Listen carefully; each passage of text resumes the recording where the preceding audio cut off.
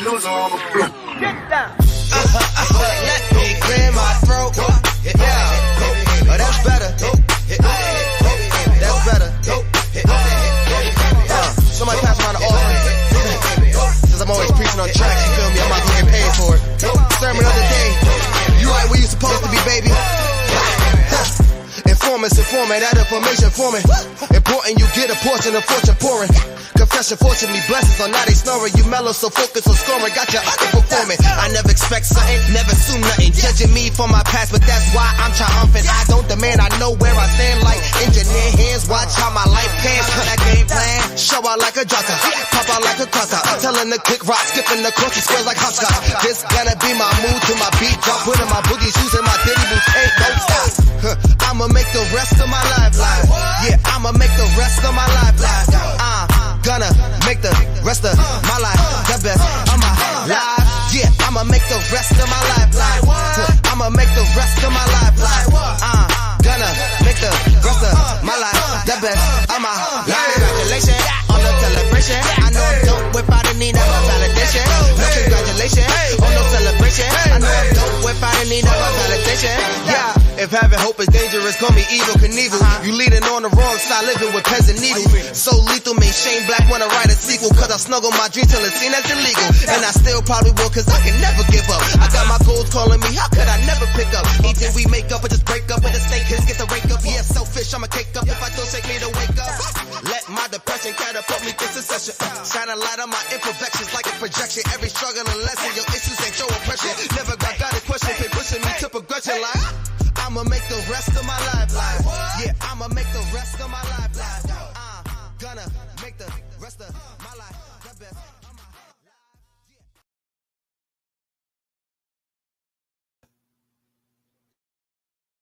Everybody, hey everybody, how we doing tonight? Happy Thursday, family. What is going on? What's popping? I hope you all had a great day. We've made it almost through a whole nother week. We're at the end of March, and what an amazing month it has been. It is Women's History Month, and we have been celebrating all month long.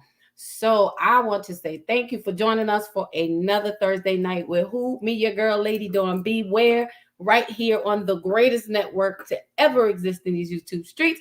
We are on the Bravo with Sheila network, and we salute you all. So, as you know, before we get started, I'm going to ask you to do what we always do, those triplets. We do things in threes around here. I want to ask you to like, to subscribe, and to share. That's right. Like, subscribe, and share. Bring a friend. I promise you are not going to want to miss this conversation on tonight. I'm excited, and I'm going to try to keep myself together so I can act like I have some home training. But then again, y'all know you're going to get what you get with me. We just going to keep it real and let it flow. So, on tonight, again, welcome everyone. Thank you for joining. I'm going to start off with saying hello to the people who are in the expensive seats on tonight in the silent section. I want to say, hey, we see you. We know you're there. I'm going to invite you to come on down to the comment section. Give us a holler. Let us know you're there. I promise you it's a safe space. No one's going to hurt you. We got security here, so don't worry about it. You in good hands. But I want to thank you guys for tuning in. And on tonight, let's see who we've got in the room already.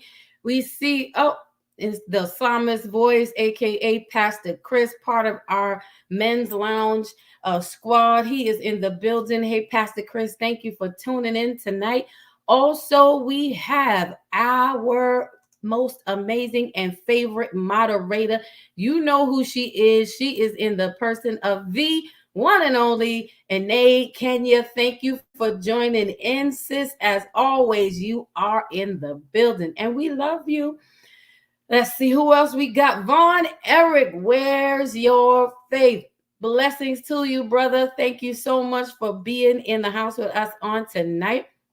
We want to say thank you. We have our Monday night, one of our Monday night anchors, in the person of Pache Felton, the coach. Welcome, Pache. Thank you for joining HG for Life, sis. Let's see. We also have up from across the street, from the Sheila Ingram Ministries, the ministry channel. We have the right Reverend my auntie gangster. That's who she is. She's my auntie gangster.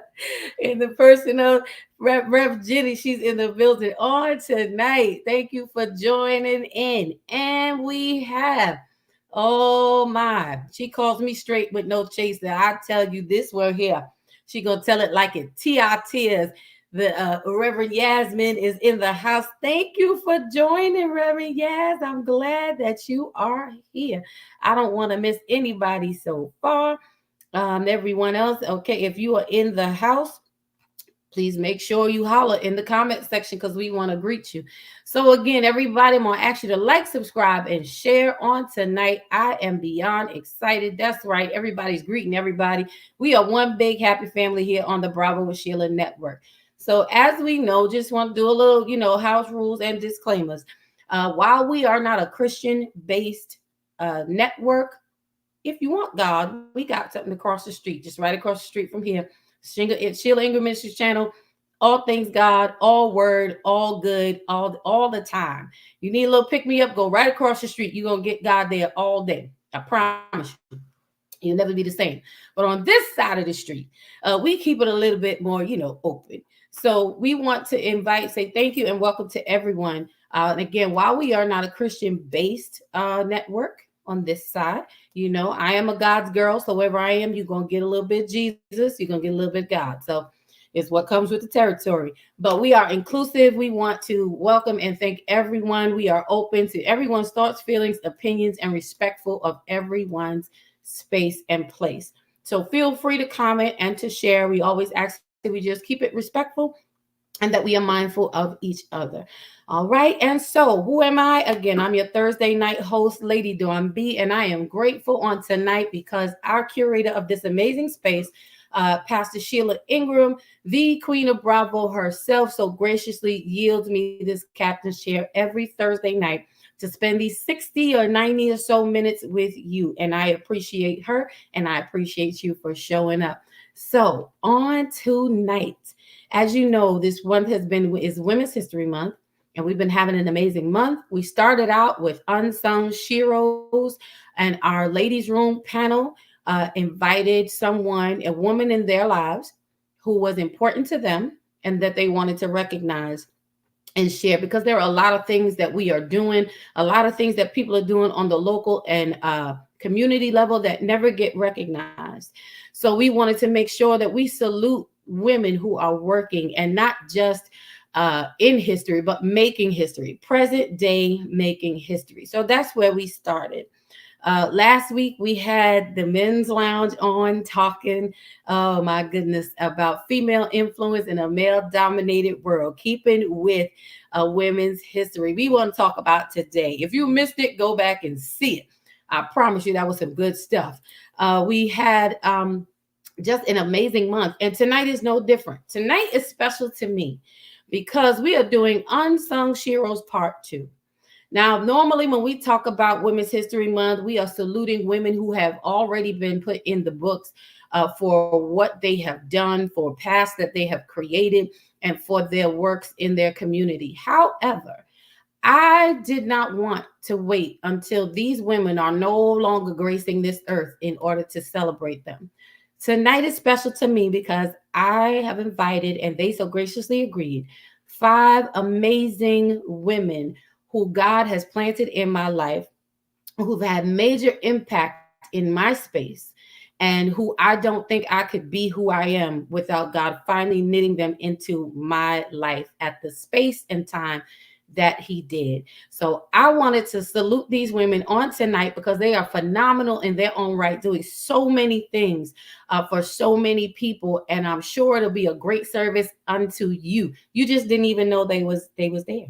Some of the things that you're looking for, some help, some resources, and think, guess what? We got it right here. I'm bringing you good stuff, y'all. So you want to tap into these women, and I wanted to give them their roses while they could smell them. I wanted them to be honored and talked about and just put out on Front Street and introduced to the world and to this platform at a time where they could be heard, at a time when they could know they're appreciated. And I wanted them to share the amazing work that they are doing in their own spaces. So these are my unsung Sheros, and I am humbled and blessed to be a part of them. So without further ado, because I'm saying I'm excited, I'm trying to pace myself, y'all. I'm trying to keep it together. I don't know what's gonna happen before the end of the night, but y'all know how we do on Thursday nights. It's gonna come together. So tonight I want to bring to the platform. You all know her, first of all. We wouldn't be here without her. She is the queen bee of the Bravo Network. She is out. She's on this side for a change. This is not her usual spot, but she's on this side for a change.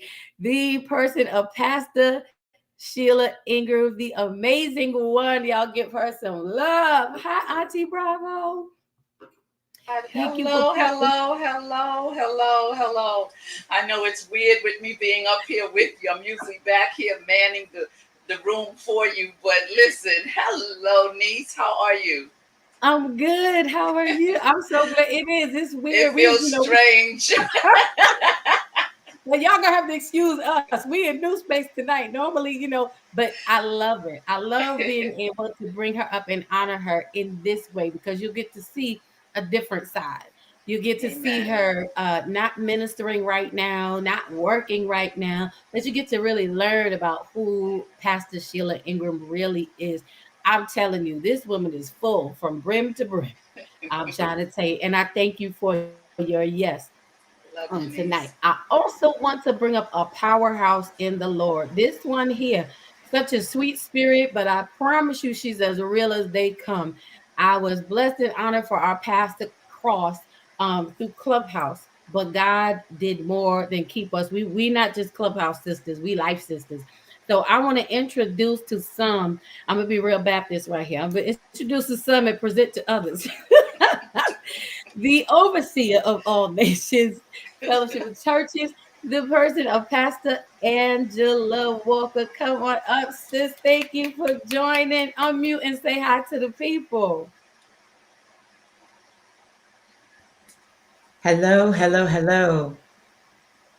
Can you hear me? Yes, we can hear you Yes. now. How are you, beautiful?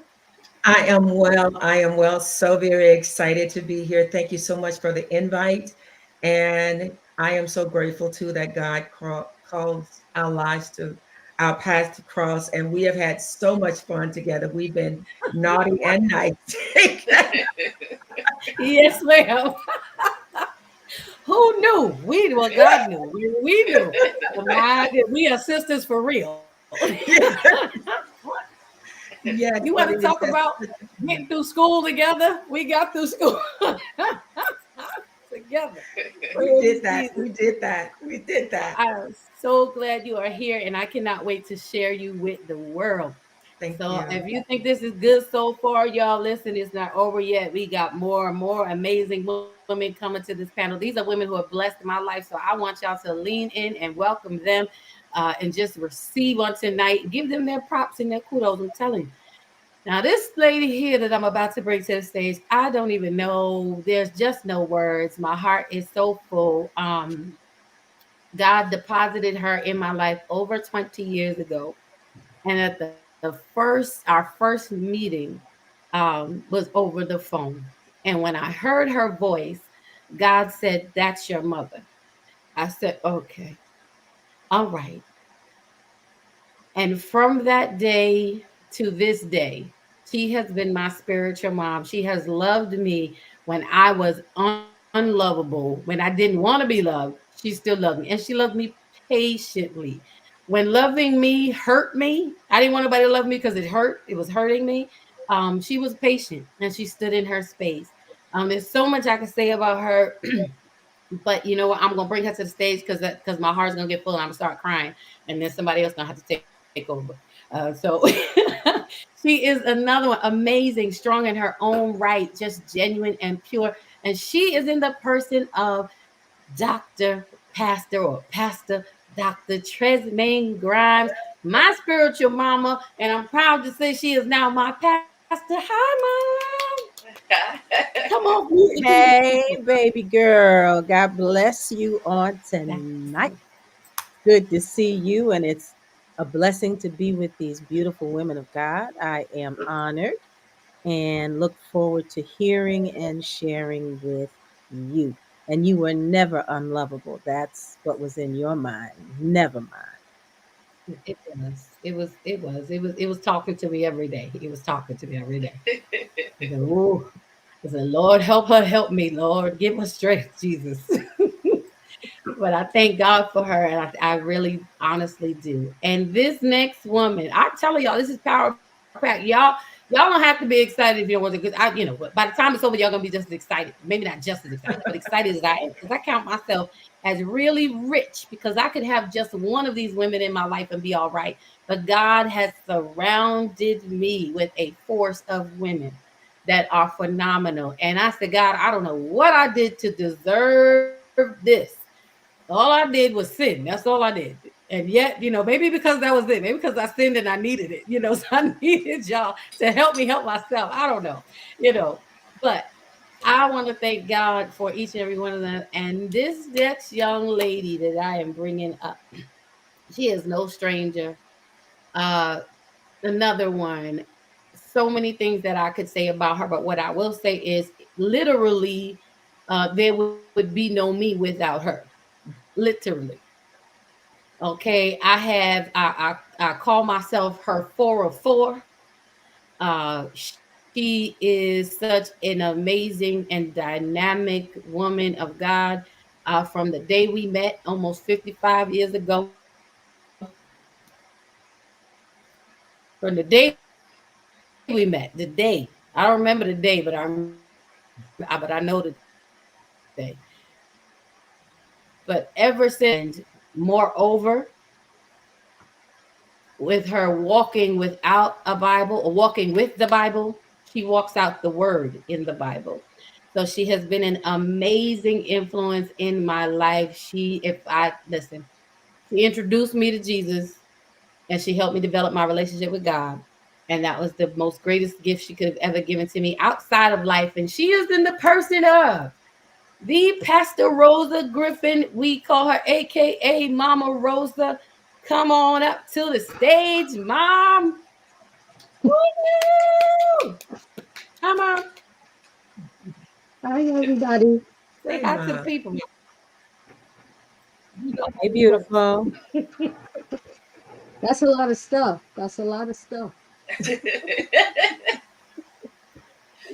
Well, listen, you are amazing. You are amazing. And we have one more young lady coming. She is my little sister, who is just another phenomenal powerhouse in God and in the world.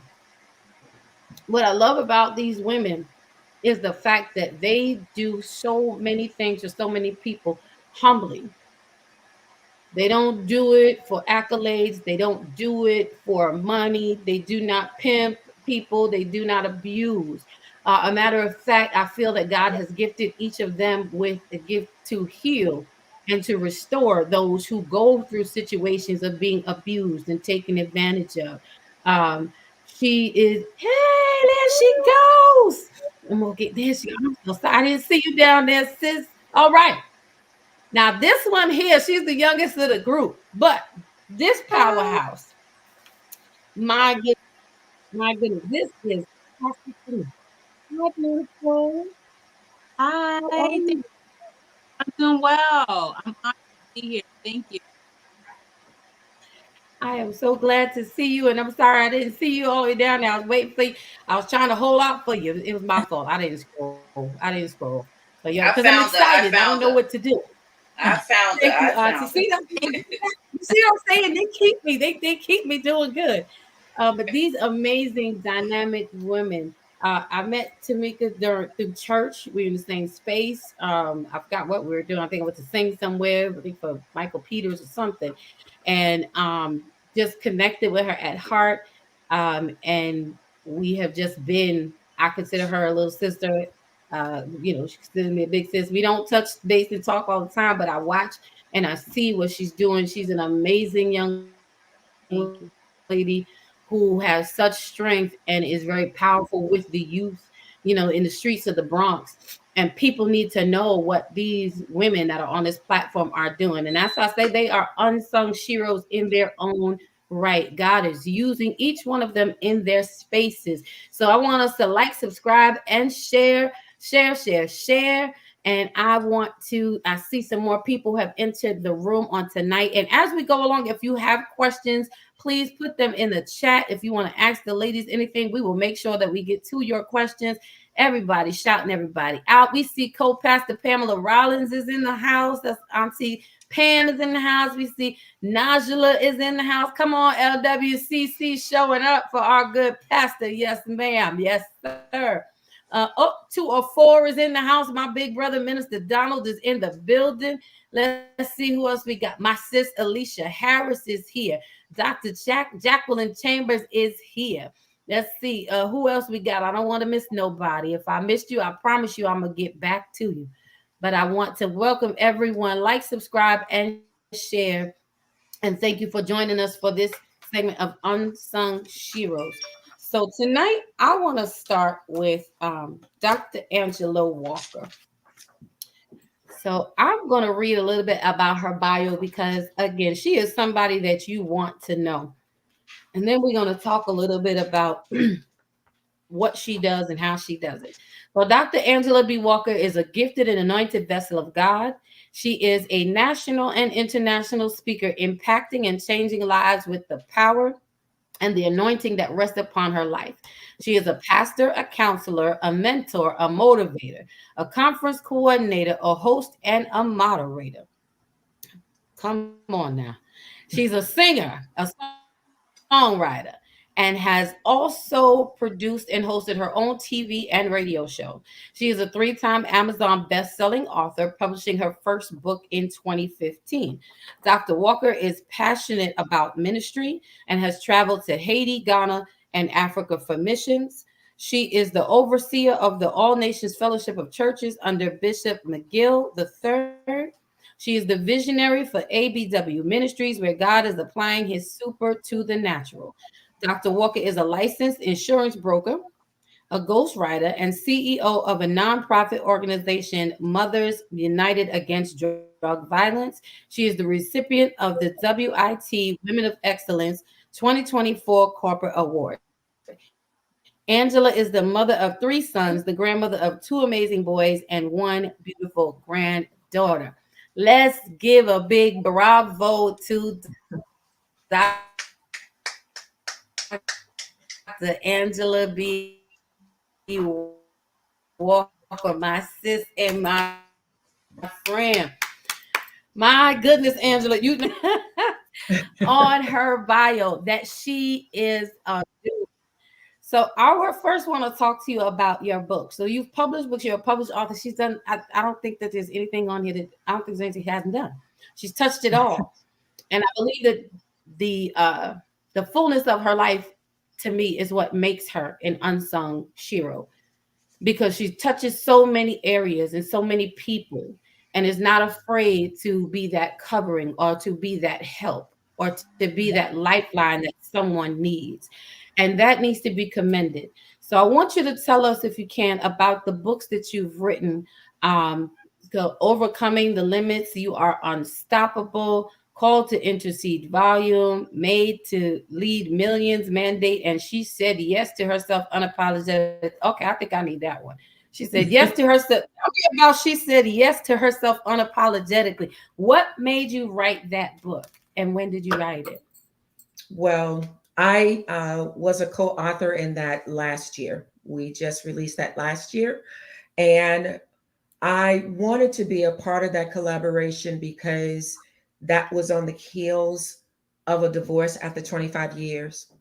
And the book that I wrote immediately after the divorce was How to Get Your Fight Back After Defeat.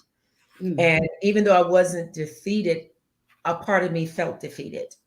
And I felt like I had to bounce back. I had to get that part of me that was lost during that marriage. And so a lot of, sometimes when you are in a marriage and you feel like you somewhat outshine and in so many areas, and they are somewhat intimidated. And so you Mhm. kind of dim your light and kind of dumb it down a little bit. We don't Right. intend to, but it happens. And so just fight to get that back. It was a process. And when that collaboration came along, because I said it's about me now, it's about me and God, it's about what God wants me to do freely, unapologetically. And I'm in a season in my life when I'm not asking for permission to do what I know I need to do for God or for myself. And that's just point blank, period. And and so that's where I am.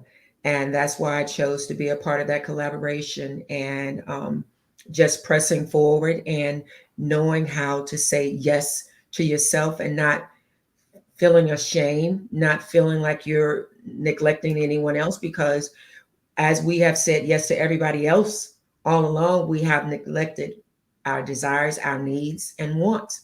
And so you get to a Mhm. place in life when you feel like it's just time to say yes to me. Yeah. Amen. I agree. Listen, I agree with that wholeheartedly. And I love the place, although it may have been a little bit of a bitter place, but I love the place that that came from. Because we do often go through, I know myself, I'm at a place of everything is unapologetically. I will not be sorry for being me, because guess what? I became sorry by not being me. Yeah.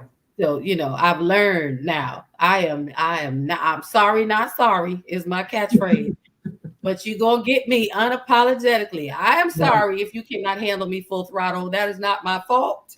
And we have to get to that place, because so many women, we silence our voices. Yeah. We do dummy ourselves down, and it's for a point of validation and acceptance. And that is a hard place, which we are so full, we're full of so many things. Yes. It's amazing how we dummy ourselves down and then don't feel like we're enough, Yeah. when Yeah. we started out, we were enough, you know. Absolutely. So the Absolutely. point Yeah. of saying yes to yourself unapologetically, and then your book that followed that, you said how to get your fight back after defeat. And Yeah. although you knew you weren't defeated, but that feeling that came over it, because something didn't work out the way we Yeah. Yeah. anticipated, it's okay to feel, we can feel defeated even when we're not defeated. And that I think Or is no. good for people Or no. to um that statement, I think, can help so many women when we Yeah. can't Yeah. identify what it is we're feeling, or understanding why we're feeling that way. And Yeah. that just like that stuck out. I wish I heard that 10 years ago, because I Absolutely. knew I wasn't defeated, but I felt defeated, Feel defeated. you know. Absolutely. Yeah. And So the chapter that I wrote actually, and she said yes, was the power of a fresh start. Take it and run with mm, it. And that's what I did. It was a fresh start. It was a new beginning. It was a new season. And I took it and I ran with it. And I didn't look back, and I just kept moving, because I felt that there was a delay in those that were assigned to me. And I, just had to move forward, because I was prohibiting mhm, somebody else's deliverance. I was prohibiting somebody else's breakout and breakthrough, because everybody can't minister to everybody. And there are certain right. people who connect and relate to people. And so I know that there are people that God had assigned to me. And now, thus, Mothers United Against Gun Violence, these wounded, these mothers who've been broken and had so much loss in their lives, and just being able to feel a certain voice and help men. As he said, he's sent me to mend the broken heart and bind up their wounds. And so he has given me the grace to do that. And for that, I'm grateful, because it could have been me. I am a domestic violence survivor, where my ex had he was, somewhat out of his head, and he went to get a shotgun, and I got out of the house, and when I came back, he had shot a hole through the wall where my picture was hanging. Mhm. And he got out of the house, and he said it took 5 men to take him down. And so I'm grateful. And my oldest son was shot twice but survived. And so my passion is, it could have been me. And so since it wasn't, I'm going to pour into those that it happened to, and help them to get through their process and their journey of grief, and moving into their place of strength and victory. See, and it's these things again that make you such an unsung hero, because to endure that and to think that I feel I've learned that we're never defeated as long as we're still standing. As long as you can get up, defeat is just a feeling. But when Absolutely. you're standing, you are regardless as to what happened. It reminds you the verse that says, the weapon is formed, but it won't prosper. It's never Right. going to be able to accomplish what it was created to do. It doesn't mean that it may not leave a scar, but Yeah. its purpose Absolutely. will not go fulfilled. And your Absolutely. story amazing and needs to be shared, because there are women that are in that very same space that are suffering silently, Absolutely. that would look at a woman such as yourself, beautiful, well put together, we look like we have it all together, but not knowing what it took to get there, and they're feeling like they can never get out of where they're at, and they have no idea that what the beauty that they are admiring is the product of the process that you can get through, so I am so grateful for you sharing Thank thus far. I am so grateful that God preserved you for such a time as this. Can you you. share a little bit more about your organization, about Mothers Against Gun Violence, and what you do, and how it affects the people in your area? Wow. It is, we are a nonprofit 501c3.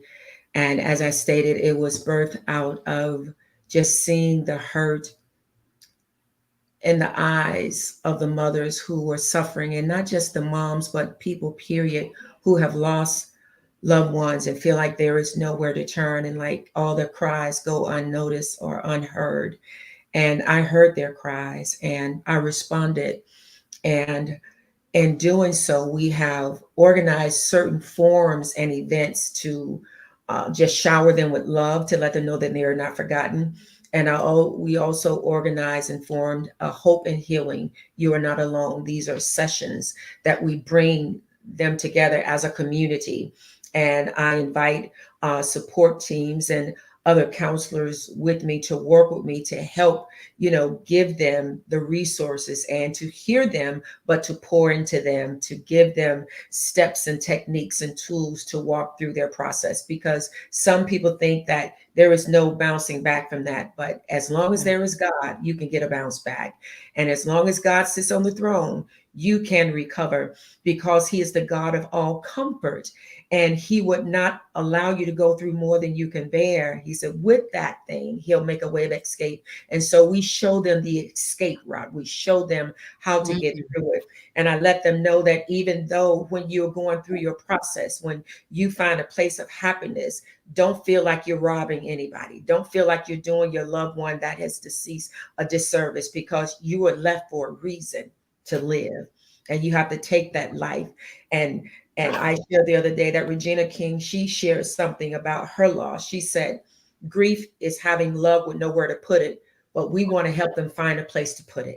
We want to help them to find a place, because there are so many other people who need that love, who need that wisdom, who need that mother support. So there are places where we shift and show them how to utilize that love, because a mother's love is not just for her mother, it's for others. There are so many people who are lacking it, who need it, and you're able to pour it into them. You may not love them the way that you did a child, but you can love, and you can love again. And so that's where God has graced me, and I use the love of God, the strategies, the tools and techniques that He gives me, and I use them delicately, because they're delicate, but to strengthen them until they can stand and know that this is the Lord's doing. Yeah.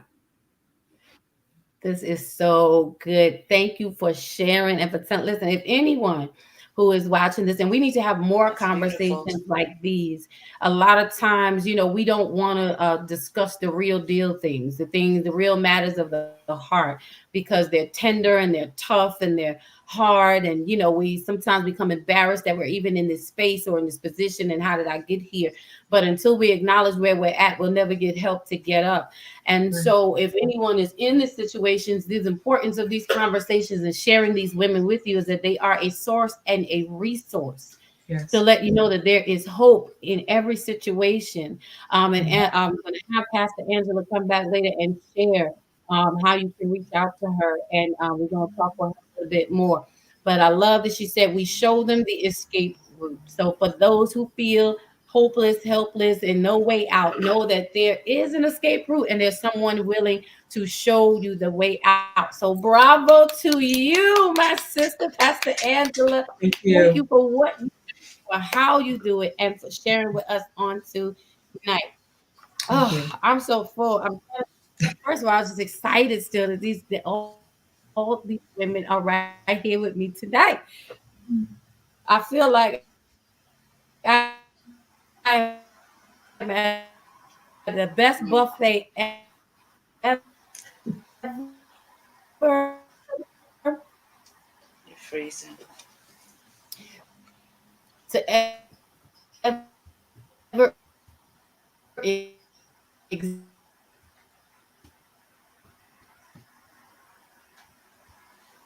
I hope y'all can still hear me.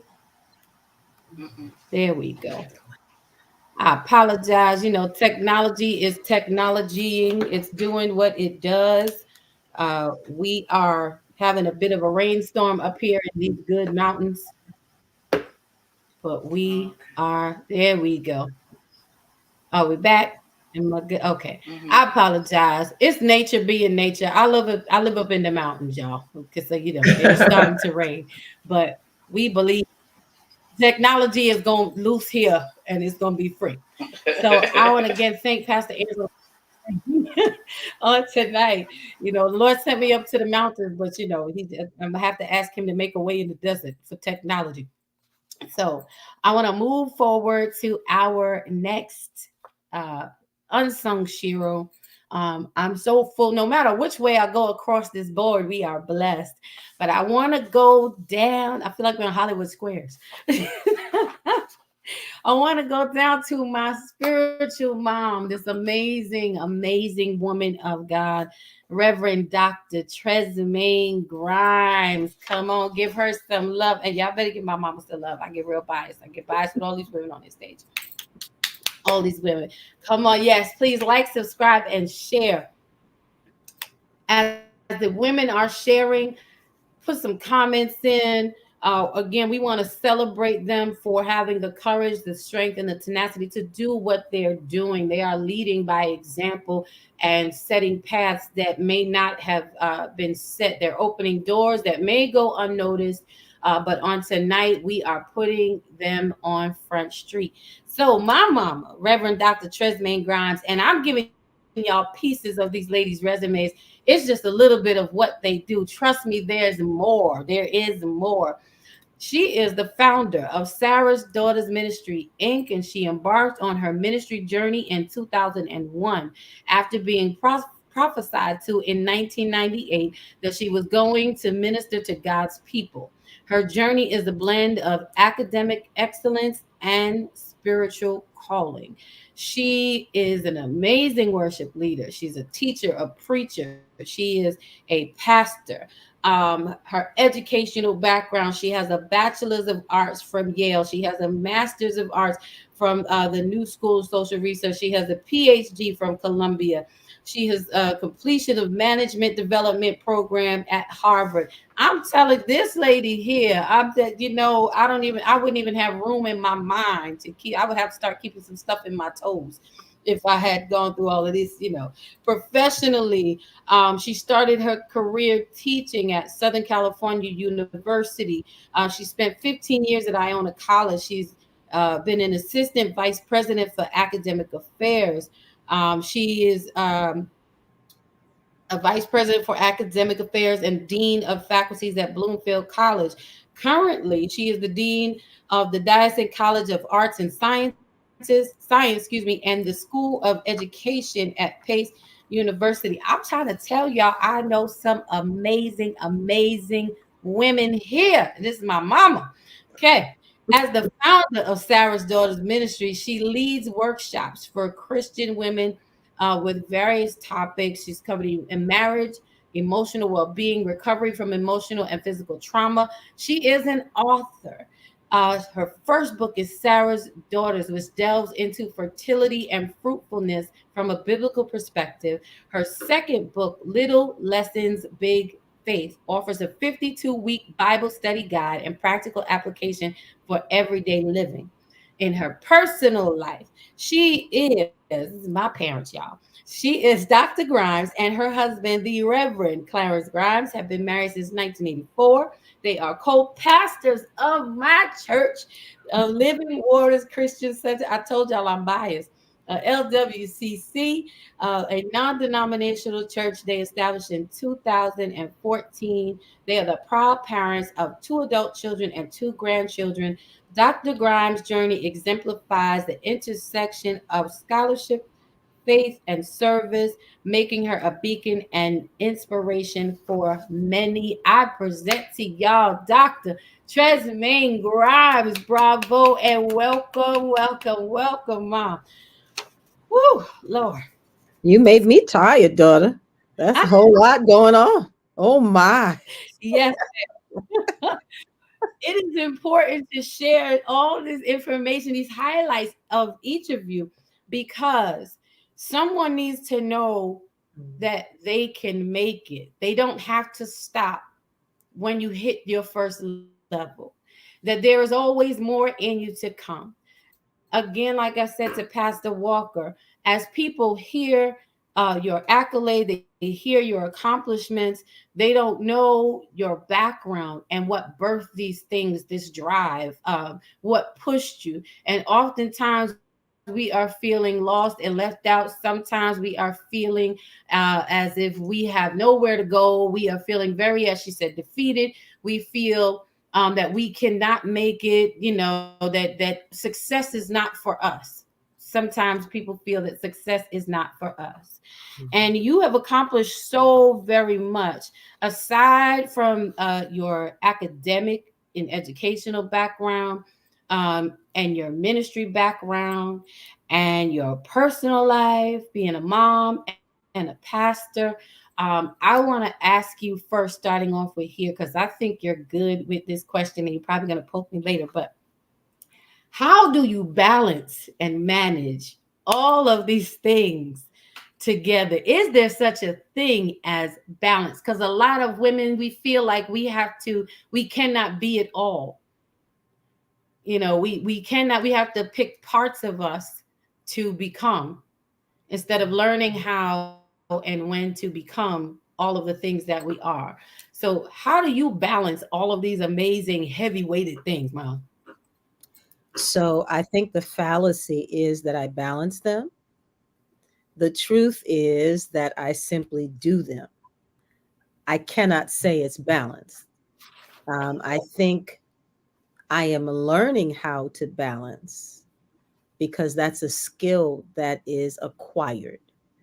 I don't think any of us is born balanced, except babies are balanced because they take care of themselves, right? You think about the smallest person in your family, they will holler until they get what they need. And you are not unclear about what they need.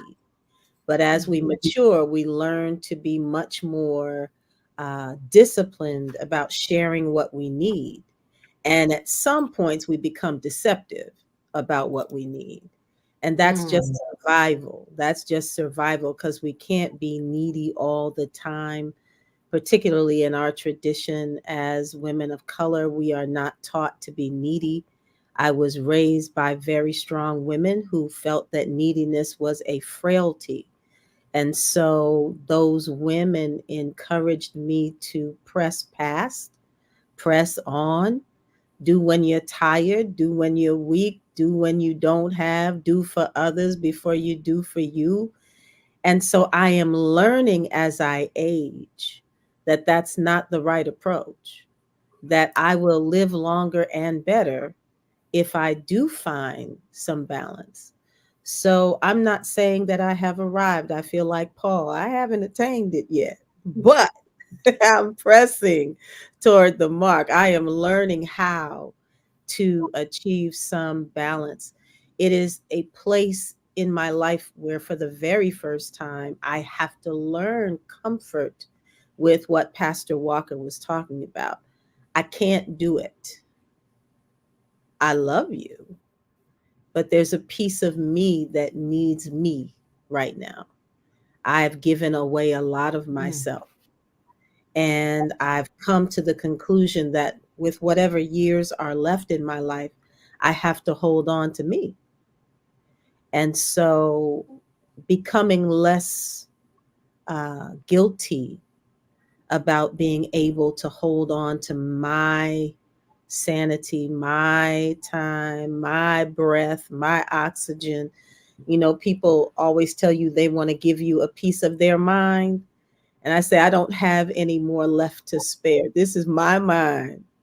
I'm holding on to all of my mind because I don't need you to take any of my mind. I need my mind. I need it to think, I need it to function, and I need it to love you. So and I've had to stop and think as I get older and I become more of a caretaker for my own spouse, like, you know what? Here's the thing. If something happens to me, what will happen to you? If I'm gone, who's going to fill? And the answer keeps coming up, nobody. Ain't nobody gonna do what you do, ma'am. So, ma'am, you need to preserve you as long as you can. Pastor, as you were talking, Pastor Walker, you made me, you affirmed for me why Sarah's Daughters exist. Because you affirm for me that there are yet women in the church who are going through the struggle of being taken down by people who claim they love them. And so when I say taken down, I don't mean just physically, because what happens, as you well know, is the process of taking us down emotionally, psychologically, physiologically, even to the place where you don't have the strength to fight back, or you don't have the desire to fight back because you stop feeling like you're worth fighting for. I am grateful that before my grave time, I've come to the conclusion that I am worth fighting for. And so I've got to fight for me. So balance is hard. My job is hard. Pastoring is hard. Wifing is hard. Mothering is hard. Grandmothering is hard. Being a mentor is hard. All that stuff is hard. But I'm figuring out that if I can just take a moment to breathe, to say, I'll do that later, or maybe I won't do it as well, or maybe I won't do it at all. I teasingly told someone recently, dusting in my house sometimes looks like this. It looks better now. It looks better now. Okay. That part. I have blown some of it off. Right. Nobody said we had to get it all at the same time. I can get the rest. You don't want to cause a dust storm, so you don't want to make it too, but you just get rid of some of the surface. Say, oh, the TV is cloudy. It's that dust. Let me clean that off so I can see it a little better. But all kidding aside, and that's the other part of survival for me. Those people who know me know that I say my silly side is this side over here, because it's the side that keeps me going when things are not what I would like them to be, or the stress is harder than I would like it to be. If I can just find a joke, thank you for being a psalmist. I am a psalmist as well, Pastor. But my songs are usually, even though I write real songs, my songs are usually remixes of songs you don't even want to know. There's a song for every occasion, okay? And so she's down with the crew. She's down with the crew, man. What? I will be humming and stuff. So, and laughing to myself. Okay. But anyway, that's the survival. I don't think I'm balanced. I told you this morning or this afternoon, please stop me from talking because I'm verbose. I'm a teacher. That's what we do. Tell me, hush, mama. Get to the next person. For real. No, I already told you we have this fight. And this is why I realized that she She is the help, how Adam needed to help me. She is the help me that my birth mama needed, that Pastor Rosa needed. Because it was My a lot. sister, my sister. So when Mama Rosa is tired of me, she could pass me, she could tag Ma Grimes in. They take turns. They take turns. But I She's love passed what me you a couple of said. times. Because there are times. But I love what you said and what you shared, and I think it's so important. And again, all of these women are women who are well educated, who are leading pastors, who are entrepreneurs in their own right.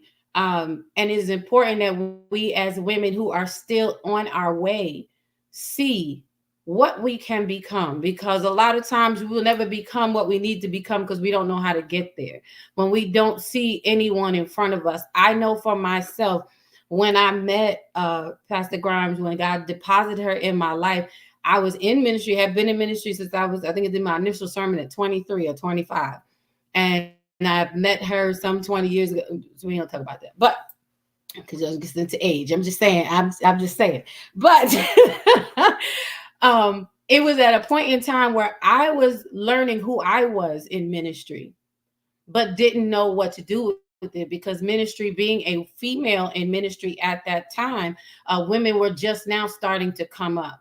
Women had to fight to be anything in ministry because ministry was male dominated. So here I am, a young person, the youngest on the ministry team, and a female, and the only female amongst a world of men, and the only one who was gifted in the areas that I was gifted in, and I had nothing to go on. I had no one. I didn't understand the things that were going on within me. I had no one that I could ask, like, when I feel that, what does this mean? Or even to try to identify how you navigate through these things.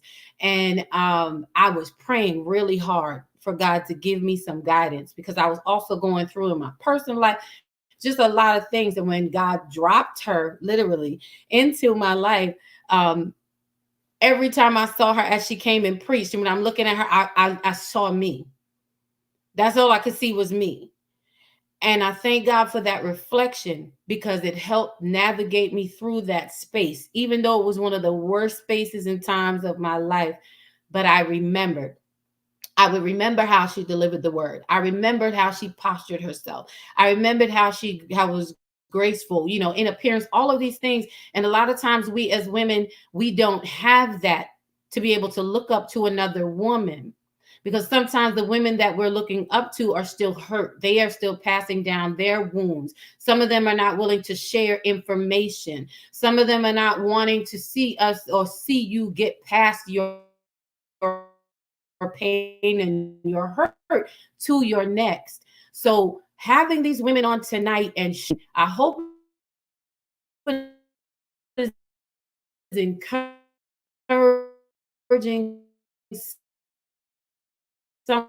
someone to know that you can make it beyond where you're at, that you can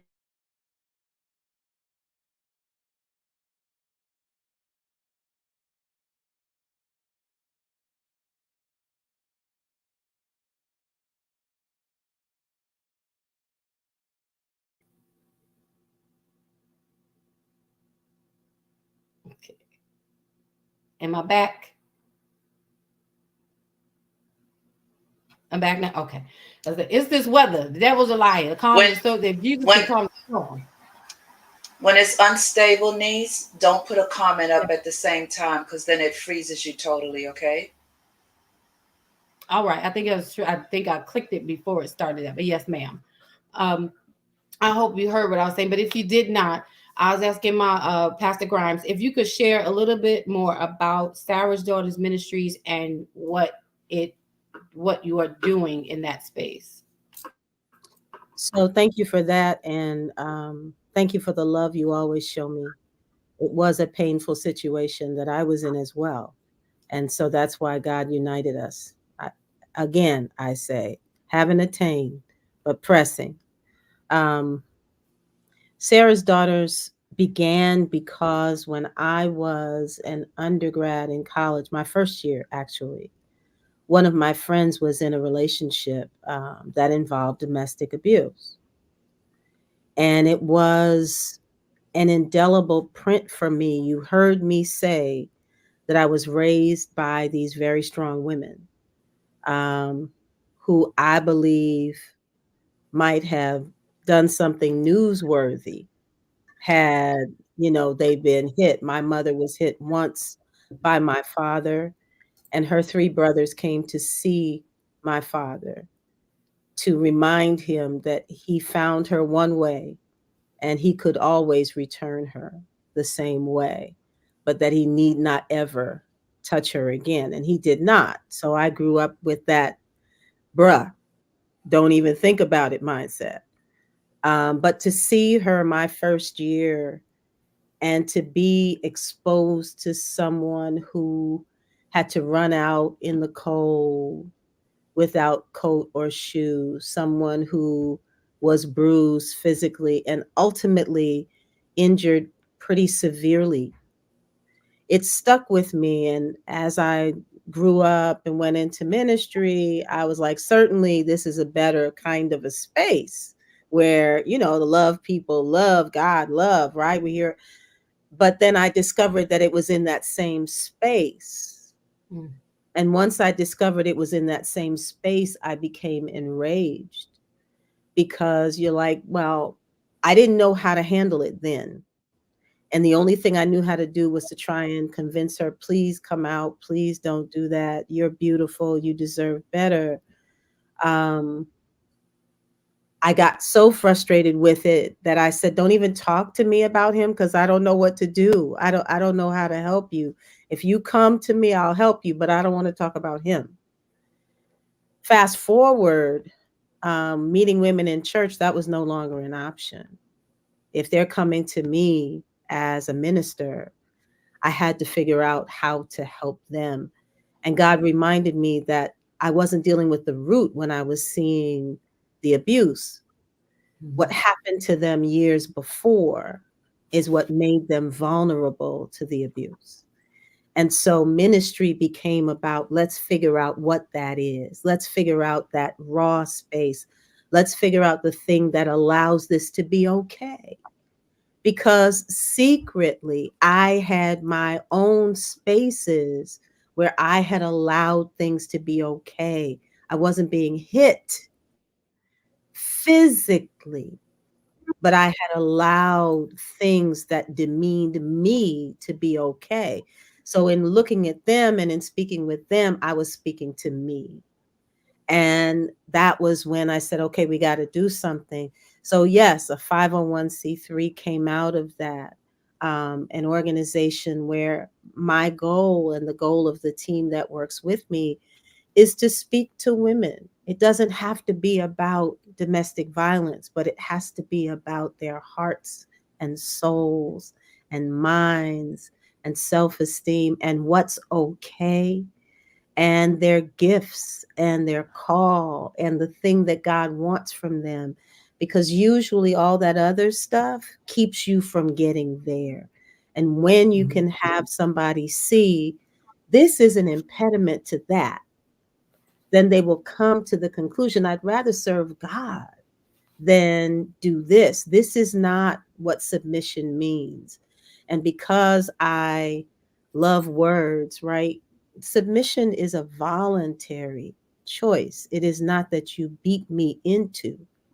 That defies the whole point of being submitted. It's a choice that I yield to your authority. But if you force me to do it, that's not yielding. That's punishment, that's slavery.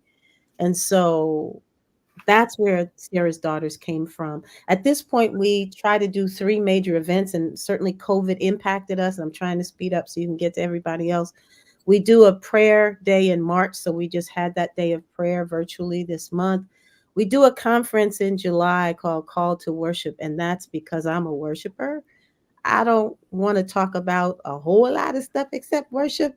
We do have moments at the conference where people try to educate women about how to end those kinds of relationships safely. We do honor an organization every year that supports women who are coming out of, and that was the whole point. Who's helping women come out? Those are the organizations we want to fund. And so we give annually to those organizations. And in October, of course, we do something to recognize Domestic Violence Awareness Month. I will say that we are extremely grateful that God has blessed us financially to be able to give more to those organizations.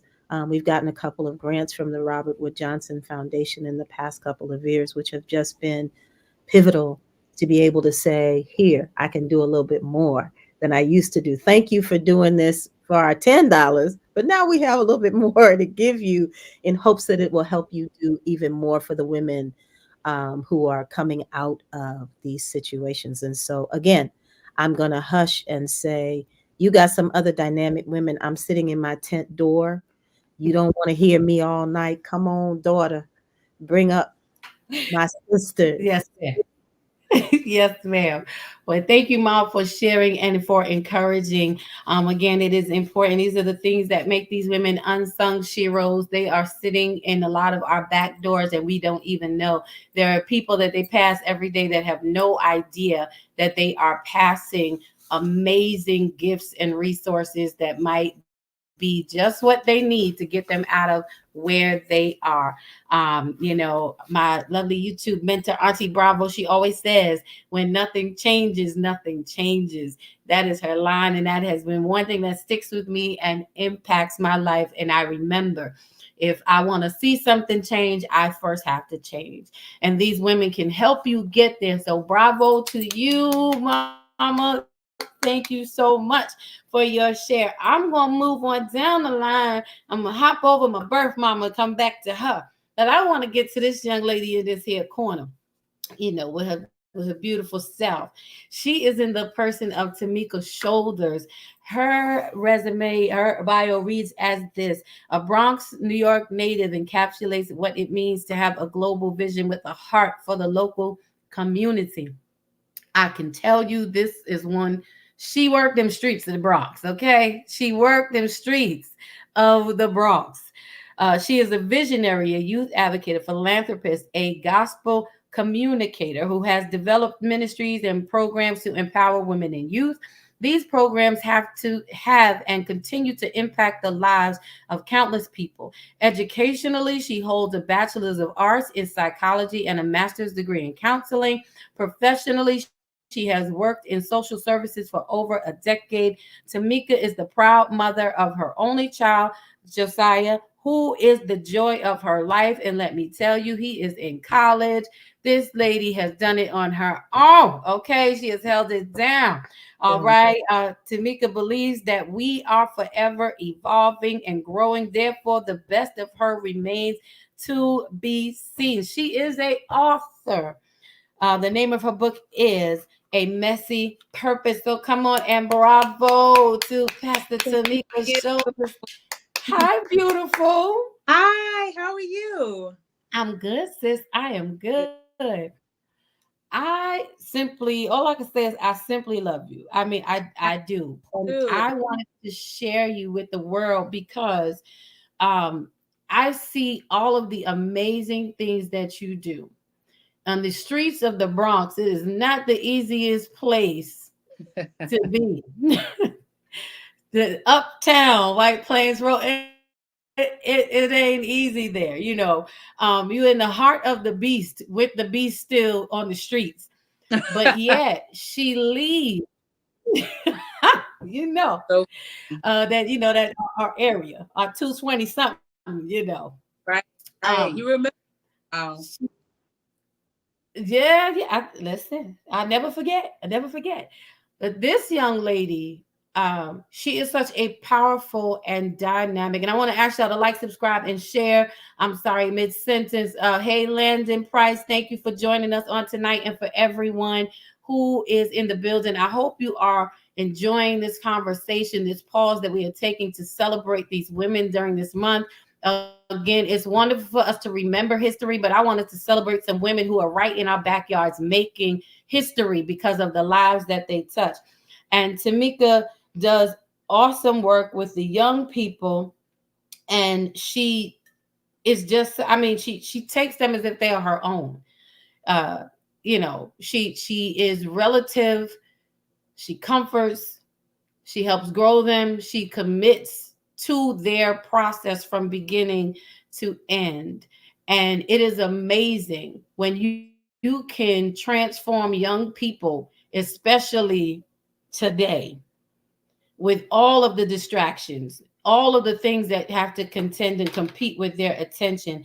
And so I wanted to share and introduce her to the world, and have her share about who she is and what she does and why she does it.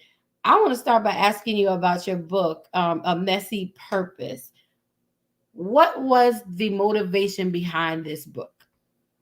So it's actually about my life, my pregnancy with my son. I got pregnant at 19 years old. I was in my first year of college, PK at the time, and just navigating through those hardships. I experienced so much trauma around that. And so A Messy Purpose is just about God's hand on my life, growing up in the church, but not being fully submitted, right, and finding myself in a predicament where I really needed to seek God for myself. I needed to, experience who He was, who I heard of Him being all of my life. And so God really took the pregnancy of my son, and used that to save my life. And so I got saved after I had my son. And I'm just talking about that journey and that process and what it was like to be in church, right, and to hear about God and to move into knowing Him for myself, and going through anxiety and all of the things that I went through, turmoil in my pregnancy. It ultimately was God's design to strip me of who I thought I was, right? And to get me closer to Him. And so, A Messy Purpose is about that process and encouraging other young moms and encouraging other people, period, to just seek God and to find the purpose in what it is that God is allowing you to go through. We go through nothing by accident, by happenstance, right? God is a part of every single thing, and a lot of things that we go through that seems bad is for our good, right? It was good that I was afflicted. And so it's just about my life. Well, thank you. That's amazing. And it is good because, we need, a lot of us go through that. We are not the first who have been pregnant and unmarried and in the church. And unfortunately, we would like to say differently, but we won't be the last. And when you're able to share your story, it encourages other women to know that you can recover from this, and God is not done with you because you make, I don't even want to say a mistake, because we make a choice. Right. I was grown when I had my son. I had my son at 33, was not married. I was in ministry. I was engaged, but still, and it was a choice. It was a choice, and a lot of times when we go through those things, we feel like God, we let the guilt of the people become the voice of God. And we feed into the guilt that people make us feel over the forgiveness that God extends to Oh, yeah. us. Oh, yeah. And you sharing your story through your book is real life, and you're tangible, and though you went through it at 19, some grown woman today who's experiencing that needs to know that when they see you, you are a product of what God does. Like I said, nothing happens by mistake. You know, um, we recover, we bounce back. That the forgiveness and the grace of God, and that there are no mistakes. He already knew where we were going to make our choices at. And it's taken me a lifetime to learn that. Oh, yeah. And forgive, yeah, forgive myself for letting Him down, and then shaking off the guilt that comes from the people. I give people back their guilt now. I tell them, no, thank you. I got my own. You can have it. I'm sorry that you feel bad about my choice that wasn't favorable for me, but you can keep your guilt. Share with us, because you are a youth pastor. What is your, I want to say not really a remedy, but what is your process? Because it's hard to deal with our youth today. Again, because they contend with so much. They come into the world having to deal with stuff that we as adults are just like we're all learning this at the same time. Mhm. You know, what is your I don't really want to say remedy, but what is your process in how you're able to reach them where they are? Because getting them to trust you and because you want to lead them to God.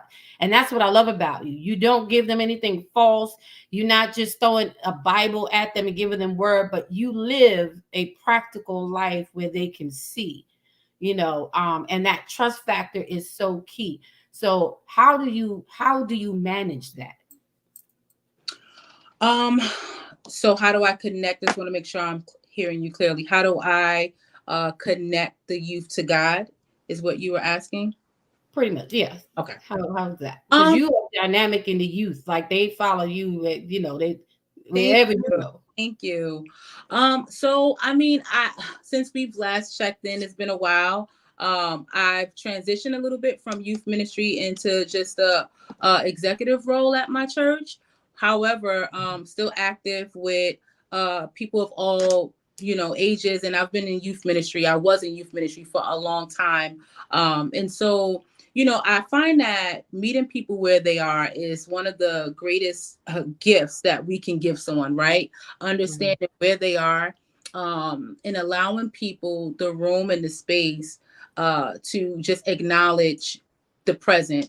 And so God has given me, it's not even nothing that I can take the credit for, right? I realized that my secular job in ministry, God ordained it to be so, to just enhance my skill with interacting with young people. And I look back to just talking about my book. When I went to college, I was originally studying criminology, and then I went through the first year into the second, started to go through the anxiety and all of these different things, and I made a choice to switch my school from John Jay to Lehman College, just to be closer and to be able to come back to my son sooner, and then decided to study psychology. I had no idea that God was setting the stage for me, right, to be able to communicate with people, to understand people for ministry, because at that time I was not even in ministry, and so understanding people, embracing individuality is one thing that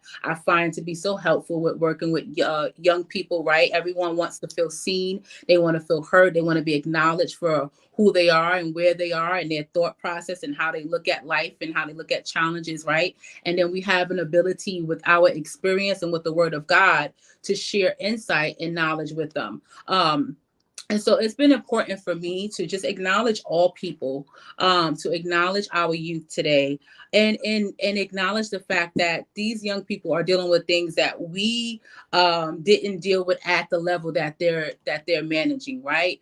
And I know that there's nothing new under the sun, that we've experienced so many challenges, right? And our parents did, and our grandparents, but it's there are devils, there are new demons that the young people of today are battling with. And so I just try to stay relevant. I try to stay as active as possible, even with work, and try to stay as up to date with what is going on so that I can relate. And then just to share a little bit about my life, I've realized that the more I talk about how I've come through some challenges, the more I talk about, the struggles that I've had, it seems to be a breaking point for someone else, because we come to a point where we have this resume, right, and we're successful in a lot of things, and people, they don't think that we have experienced life in a way that they're currently experiencing it. And so I just try to be relatable in that sense, available and accessible. And so that has worked for me so far. And I'm just grateful that you can even acknowledge the fact that there has been some success in that area. So thank you.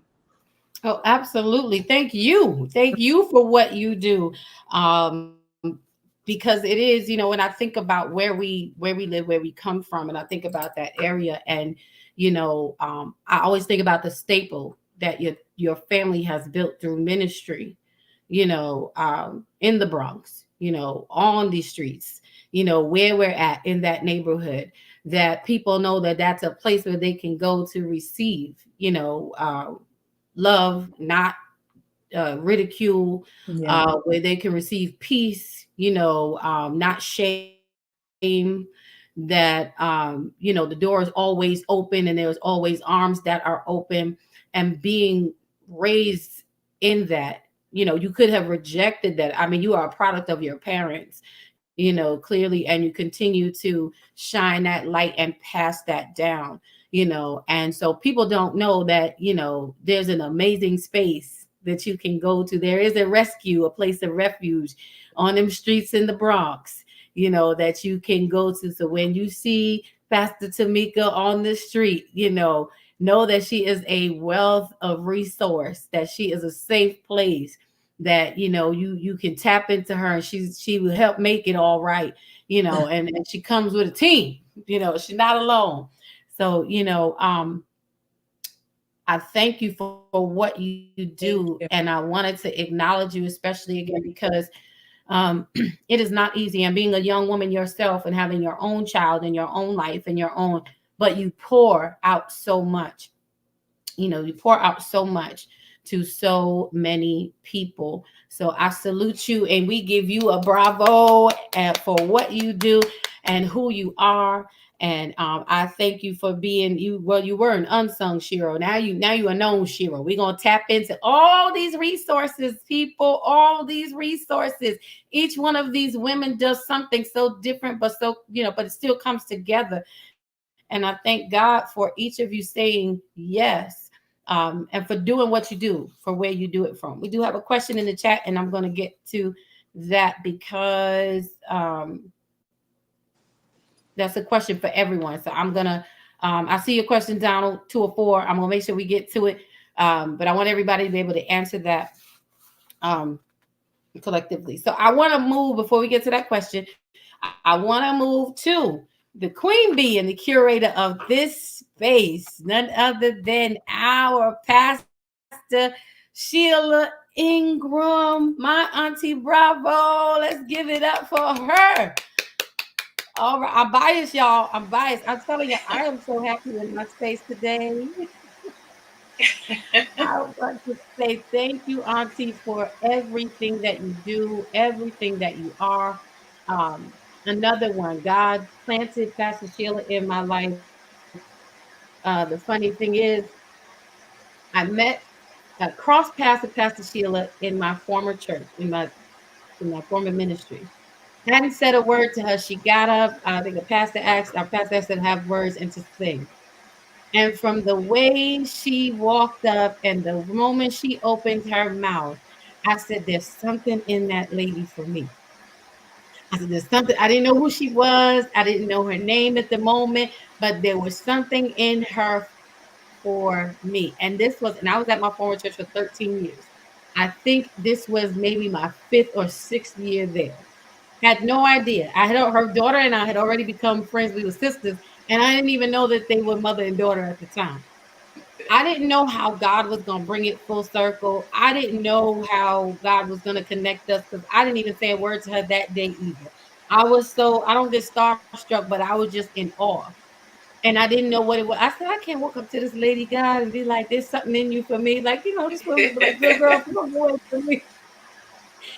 But years later, we were able to connect in a personal way. And I finally did share with her, like, I've been admiring you for a long time.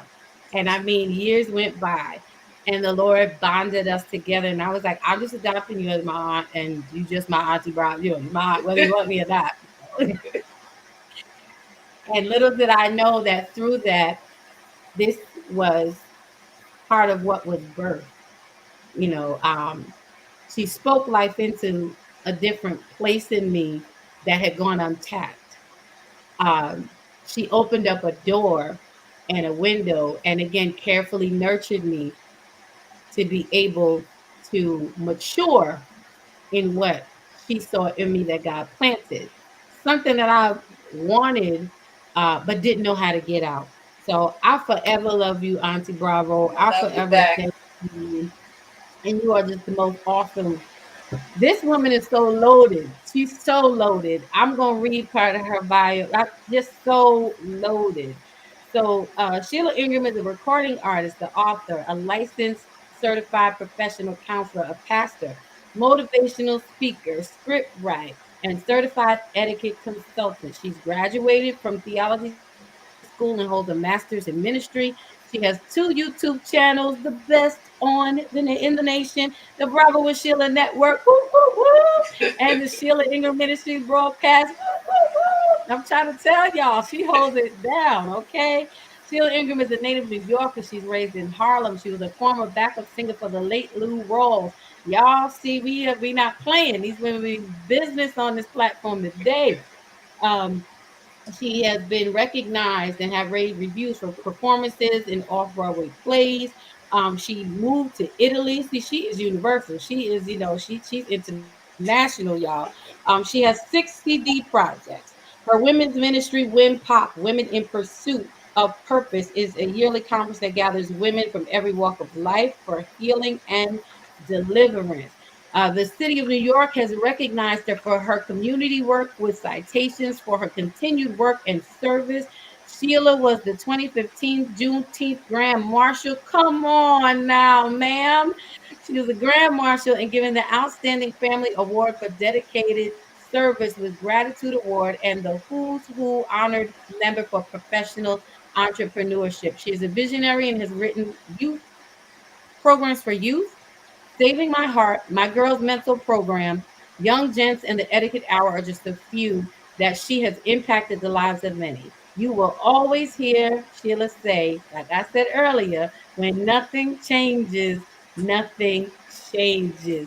So we give you a bravo for this wonderful, wonderful work that you are doing, Auntie Oh, Bravo. Like, where do thank we you. begin?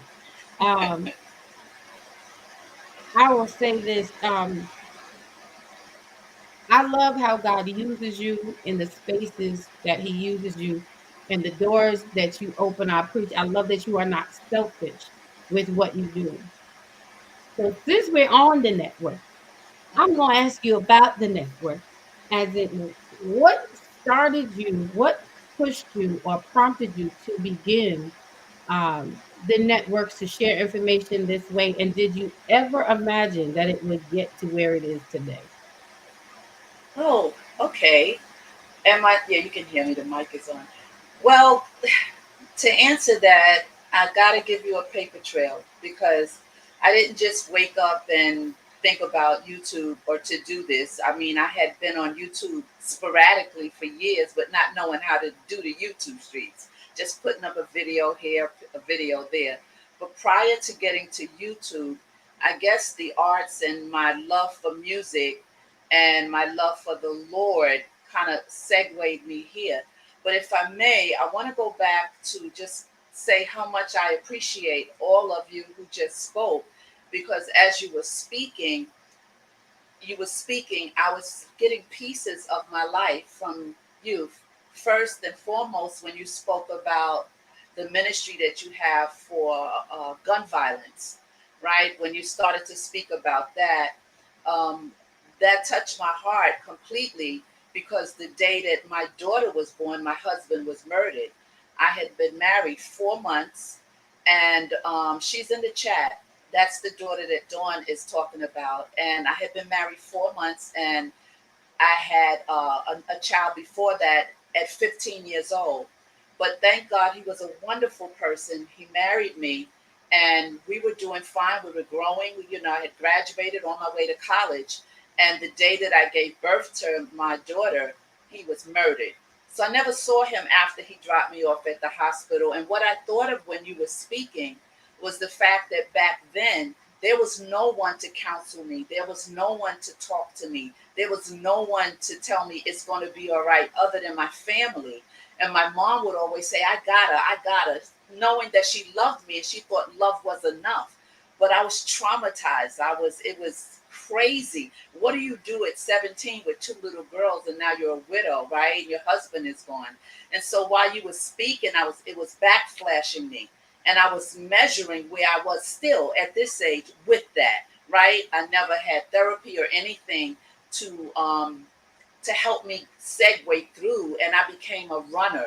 I began to just go, go, go, go, go, go, go, because sitting still caused great depression for me, which caused my children to be a little neglected, although my mom was there. But me as a parent, what did I know at 17, right? So I didn't know how to show up. So while you were speaking, I was like, wow, that's such an incredible, incredible ministry. There's a woman in Harlem, Jackie Rowe Adams, who has that same type of ministry. Both of her sons were killed in the street, and it's called Mother Saves. And so I just wanted to thank you for sharing that, and thank you so much for reaching people who came after me or who are continuously going through that type of trauma and helping them, because it was a hard walk for me to navigate through. I made a lot of mistakes. I just didn't know what to do or how to do. I mean, come on. I was 17, so my brain had not even developed as an adult yet, right? Okay, so I just wanted to thank you for that. I'm sorry, niece. I just had to go back to No, a you're couple of the fine. staples. And then my dear sister, your spiritual mom, when she began to talk about worship, I wasn't raised in church. My mom would take us to church, but then when I did eventually go to church, my friend said, God is calling you. I said, oh, I know God. She said, no, no, no, Sheila, you got to go. I said, oh, my mom took me. She's like, no, you got to know him. And I said, okay. So this particular Sunday, my mom had died a couple of months before, and she was my go-to person, and I was like a mess. But at this point, I was traveling, singing as a Marvelette all over the place, but I was miserable. And so she came and got me, took me to church, and I got up to the lady said, well, do you want, what is wrong? I said, it's multiple choices, so much. Well, that day, God arrested me, slain me, supernaturally saved me, filled me in a second. Everything was different when I got up. I mean, supernatural. Everybody don't get it like that. I got it like that. I mean, really like a snap of a finger. Everything was different from that point on. And so when you began to talk about worship, that's when I started to feel the liberty and freedom from the chains on the inside. Is when I became a worshiper. Worship saved my life. When I got into church and they knew I had sang with Lou Rawls and traveled here into different nations in Africa, doing all of these things. But I knew that doors of the church are open. Well, I couldn't do that again. I knew I needed something different. And then when I got saved, I began to finally got on a worship team, right? And so I didn't know. And one lady just passed, Mother Payne, a couple of weeks ago, and she said to me, "But baby, let the Spirit sing for you." I was like, "What is this lady talking about?" I don't know what she's talking about. But then I found out the difference between performing and ministering.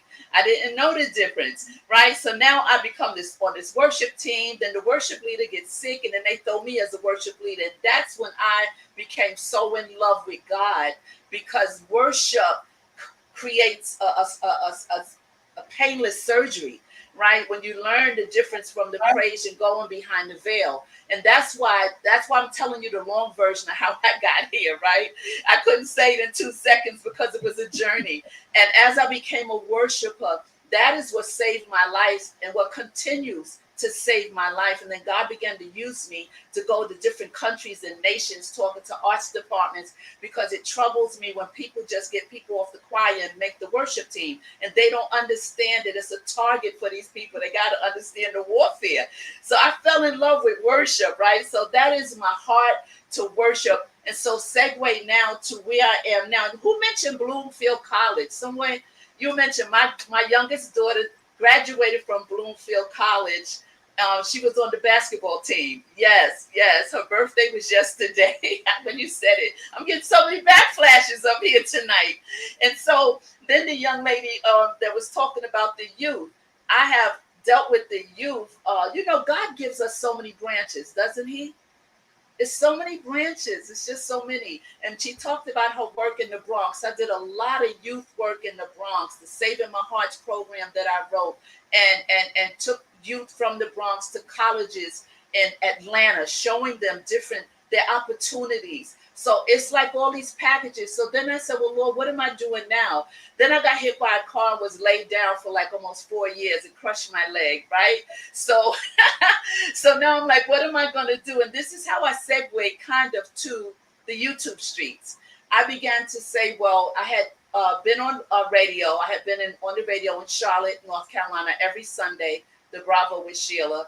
I had did blog talk radio, all those different things. And then I said, well, let's do YouTube, a YouTube channel. And this is what God had for me. But then I said, let me lend it to people who have a voice, because one person doesn't have it all.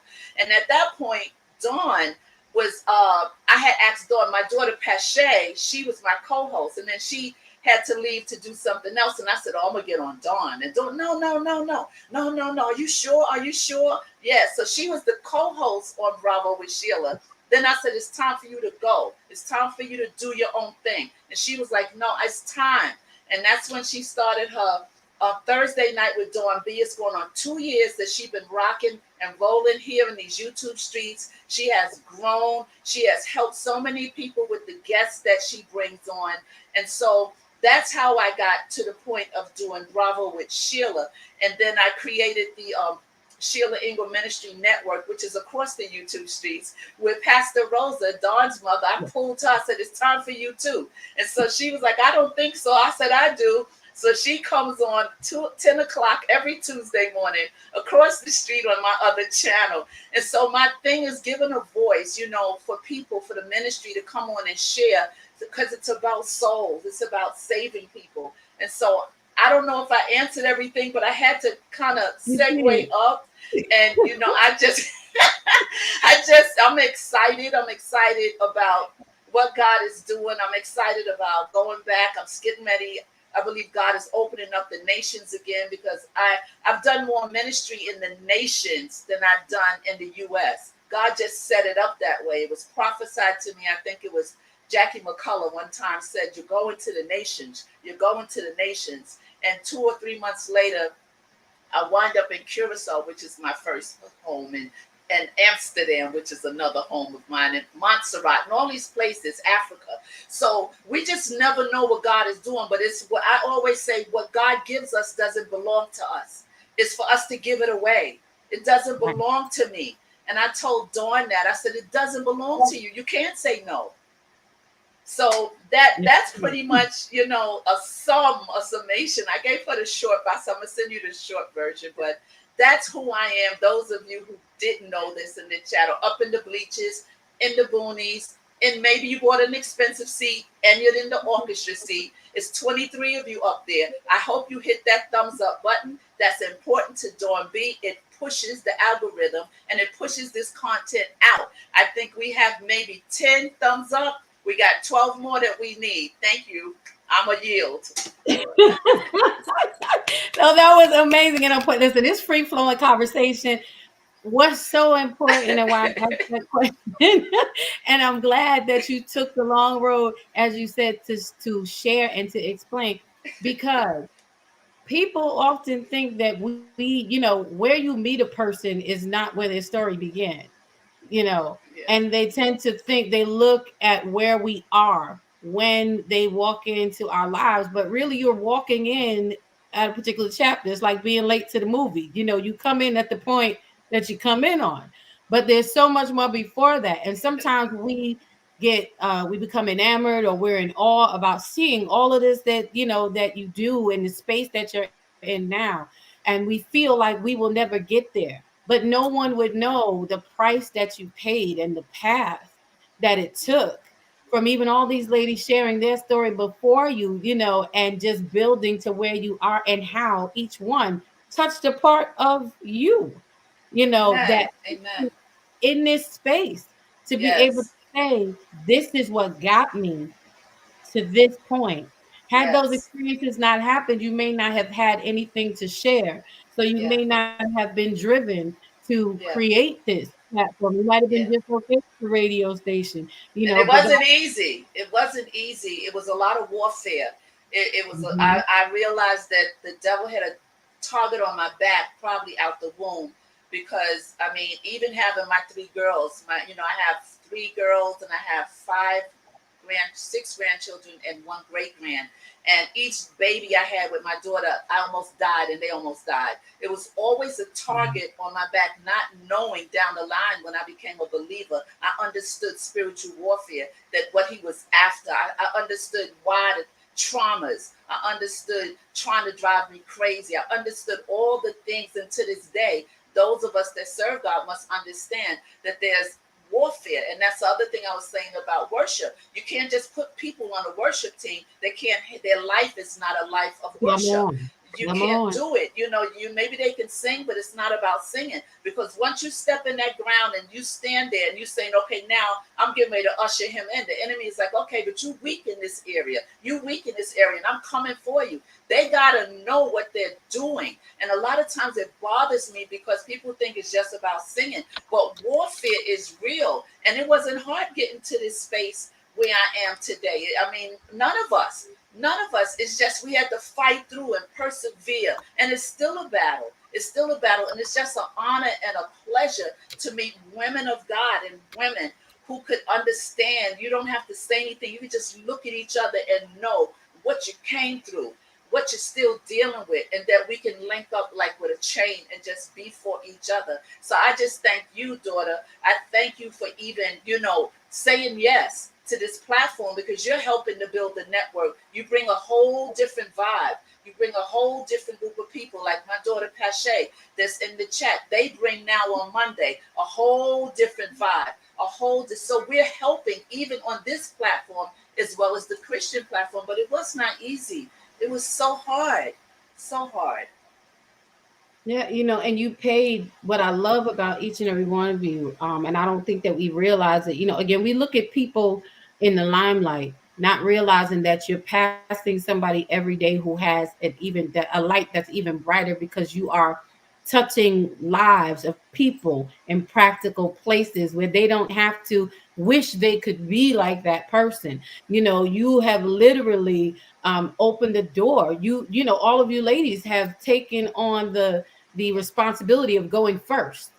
Mm, You've all opened the door. You've gone first. You each have broken ceilings. You've teared down walls, and you've made somebody's impossible look possible. And so it's important they may look at you and say, well, that's Pastor Sheila, and she's, and each one of you have such amazing accolades, educationally. You enforce mm, what's in you. You get behind the value of who you are, amen. and you seal that up with your education. You seal that up with ministry. You seal that up. You don't just take it as I'm gifted, but no, you put excellence on it with all of those things. And this is something that is very key for women. We can't just sit and think because we have a pretty face something is going to be handed to us. Amen. We can't just sit and think because we have a gift or a talent, that it's going to be what opens the door. No, once the door gets open, what are you going to do to maintain it open? What are you going to Amen. do when you get in that room? What are Amen. you going to do to make it even greater? So all of you women stand in places of excellence. I mean, your bios are loaded with things, and women need to know that there is more to you than just a pretty face or just a dream. These women didn't let their dream just be a dream of paper and pen. No, they took their paper and they built a house from it. And because of Amen. that, another woman can see that. And that's why I felt so deeply about honoring and celebrating you ladies as I watch, because you encourage and inspire me each and Amen. every day, in so many different ways. So salute to you, Auntie. Bravo. Amen. God is doing even more, even more. And Amen. I thank God. I thank God. I thank God. Simon says, I don't even have to tell you, Pastor Sheila, you know who you are. Shiro, let's go. It is an amazing journey, and I want to encourage people to keep going. That's the thing. If we could, people always look at numbers, but I say Jesus took 12 and took over the world. Mm, Why are we trying to think that we're supposed to start out with 3,000? mm. And if God gave us 3,000, would we be able to handle 3,000? Practice with the five. We got to put our work in. Matter of fact, practice with the one. That's you. That's right. I'm still practicing with me. So, I thank God for you. Our lady Tamika had to jump off. She ran in and she ran out. But I thank God for her. We're going to continue to celebrate and honor her. We have one more to go. Thank you all for hanging in there with us on tonight. Like, subscribe, and share. This is so very important. It is such an amazing conversation because we need to make sure that other women know that there is someone out there who started where you are and you can make it to where they are now. It was just a start. It's just a start. You can make it all the way to your finish. It doesn't have to look like everybody else's, but you just got to get to your goal. So you women are amazing. Now, this little lady that I'm about to, converse with here, y'all think she's all sweet and calm, and she's wonderful. This lady is a comedian. Pastor Sheila, listen, if you don't know it, y'all need to watch on Fridays, the Women of Grace over on the Sheila Ingram Ministries channel. She's telling on herself over there, okay? She is the joke cracker. Mhm. She brings the heavy word. She says stuff so calmly, but it is so, she just goes left in a minute. you know, she's full of fire and spice. And she is in the person of Pastor Rosa Griffin. Listen, this lady, woo, she is my mama, y'all. It's literally my mama. And her bio reads Pastor Rosa Harper was born in Charleston, South Carolina in December. I'm proud to celebrate. She put her age down here. I don't know if she wants me to tell. I'm gonna tell because she's getting ready to hit a milestone, y'all. This young lady is about to hit 80. Yes. God bless her. Yes. She's about to hit 80 in December. She's the youngest of four, and she gave her life to Christ in December of 1991. Now, I remember when my mom uh, got saved. I remember when she was baptized. We were all there. So when I tell you, I have literally watched her grow up in God, and she gave me something. I love the way she served God that made me want to say, who's this Jesus that you love so much? I want to love him like that too. That can make you feel like you want to love him like that. So when I say she's been walking this walk for a long time, she literally has. A she's twice a widow. She's the mother of four. I'm four of four. She's a granddaughter of eight and great grandmother of seven. She's a retired professional singer. She's a retired case manager of 32 years with the New York City Department of Human Resource Administration. She's an undergrad from the College of New Resources and Psychology, a graduate student of Phoenix University and Ashford University with a major in psychology. She attended Nyack College, New York Theological Seminary, Hofstra University. She has a diploma in journal writing from the Writers Guild in Connecticut and is currently earning her doctorate in biblical counseling from Covenant Theological Seminary. She is the overseer and founder of Reach and Restore Outreach Ministries for Women in Crisis. She is a pastor, a writer, and a non for profit business owner. The passion in her life is to impact the lives of others to give their lives to Jesus Christ. Bravo to you, Pastor Rosa. Woo! Hi, Mama. Hi, Mom. I think you're on mute. You gotta say something. Oh, okay. I was waiting. I was waiting for you to lead me into what you wanted me to say. Yes, I am the mother of four, and she is the four. She is I am. four. Sometimes she is the four. Okay. Sometimes she is all four. Okay. Sometimes. Sometimes. Listen, Pastor Grimes, no, she does. But we love her. We love her. We love her. Diana is a very, very See, at least she's she talks a about me very in my face. loving. She's a very loving child. She really, honestly is. I don't know where she. I mean, it just keeps, it just keeps going. I think I think she loves to a fault, because it just keeps going. It just doesn't stop. It be like dawn, like the joy. Sometimes, I remember when we were living in Mount Vernon, she would get up in the morning and oh my gosh, she'd be like, okay. Okay, the joy. She'd sing all like Dawn, you know. At one point I said to her, listen, I am so tired of your sinking joy about this point because it was endless, but she was, yes, she was, that's, who she, who she is, she's, and, I love all my children. I think they, gave me my first purpose. I never wanted children, never wanted children because I saw my sisters and the way the picture that they painted was you didn't want to be a mother. You didn't want to be pregnant. You just didn't want to go through that, but when I found out I was pregnant with my first child, I was so happy, and I tell the story, I was so happy, I almost fell down the steps, so that was getting ready to be you know, an accident. But my children actually, they have at some point in my life been my Achilles heel, literally.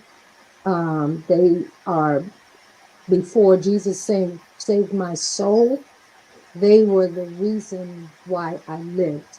They kept me living at a very a detrimental time that I was going through when I married their father. I know they don't like me to talk about their father, but you know what? It's okay. I'm talking about my ex-husband. We talking So, about you tonight. uh, We talking about you. It's your night uh, tonight. okay. Right. Right. So We talking about I, you. I I got in this marriage that the Lord told me not to get into, and while I was standing at the altar, taking my vows, um, the Lord said, "Don't do it." And of course, I didn't listen, but I made a bargain with him. I said, "I promise you, I'll do it right the next time." But I had a good reason, as to why, I was going to go through with this marriage. Well, it was like 5 years later, and I found myself in a situation that it took me almost 30 years to get out of, you know. And so in that process, um, I found the Lord, or He found me. Um, I was in a very uh, mental, emotional state. And as I said, during that time, my children kept me together. They were my reason for living because I was so unhappy. And when the Lord saved me, my ex-husband was an atheist. He was not an atheist when we married, but he became an atheist later. Very, very angry, angry person, wounded. So as we know, when you're hurt people hurt people. No matter how much love you try to give them, you just don't have that the answer. Only God can reach that brokenness. And I guess it was legitimate because his father left his mother at the age of, I think it was like 7 or 10 or something, and he's the oldest, and so he never got over that hurt. um and so I went through him not knowing how to be loving, honestly, to his own children, except for Dawn. I think was the one that kind of opened his heart, you know. But I think he wanted to be. I mean, he loved his children. Good provider, best provider that he could have been. I give him a A+, for that. But he was just a very wounded person, and didn't go for help. I can't say that I was physically abused. I could have been, but at times when he would get in that rage and would grab me or whatever, and God would say, "Don't move, don't say anything, just let it pass, let it pass." And it worked every time. And I found myself saying, "I apologize," just to keep peace. in my home because I had four babies, and you're trying to keep peace for them, and at the same time, um, as Pastor Angela was saying about the person that you are, that you sometimes have to push that person down for this other person, to shine or whatever, but I had to push that person down to protect my children, environment in my home. But eventually the Lord delivered me from that marriage. And I said to the Lord one day, I said, it's not that I don't think he could do it. I just don't have the faith to believe you to do it. I just don't have the faith to believe for you to do it. And when he did it, I tell you, I think my husband was gone 5 years before I went back in the bedroom to because I just really couldn't believe he wasn't coming back. I just couldn't believe it was like 5 years I slept in the living room after he left, and then I finally got myself together. I went to school, got my bachelor's, um, then I was working for social service, like I said, for 32 years. And that was where God trained me as far as ministry is concerned, and understanding crises that other Amen. people have, because these were people that I was raised in a sheltered home, and and so now here you are with these angry people. And I remember the first day they told me that I was to go out in the interviewing area to interview the client. I said, no, not here. I'm not going out there because someone had just had a fight. A client had just had a fight with work. I was like, no, no, no, I'm not going. But God taught me in that, even in that troublesome place. He Mhm. taught me his greatness. And some of the clients that I never had never had a fight argument with my clients. Some of my clients came out of prison. One in particular came out of murder. Can I, Became my can I best interrupt friend. you? Became my best friend. He would protect me, and he'd come and pick me up after work, walk me to the bus stop, and tell everybody, "You see this lady right here? Don't bother her." And that's how God protected me. And I found, he was just so amazing, in my life. Um, I used to sing professionally. He literally slammed the door in my face and told me, "Get out, leave, don't come back." I had just finished a recording. I was getting ready to go overdub. He said out, and I had to leave the material in the studio. And Pastor Sheila and I might have met up somewhere because she was singing with the Marvelettes and I was singing with the Chantels. Oh, it's So a we big might have met up possibility. somewhere. That's a Yeah, big Right. yeah, possibility. you I'm know, sure your paths yeah, probably did cross back in those days, but I yeah. wanna I wanna ask you a question if I could. I don't want to interrupt, but I do want to ask this question, just considering from what you shared with us so far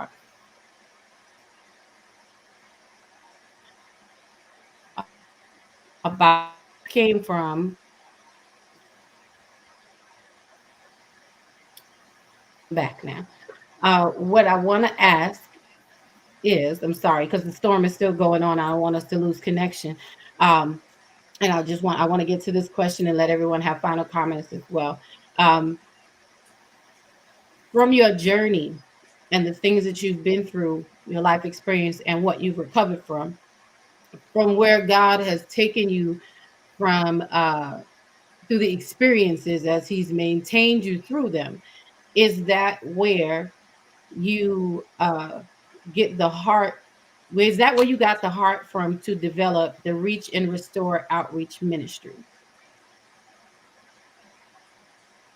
I the passion that I have for women has always been part of my life because I grew up with no mom. So I have always had that passion for women, for the underdog. But God gave me the name. Reach and Restore Outreach Ministry, because it's not only as well as the mission.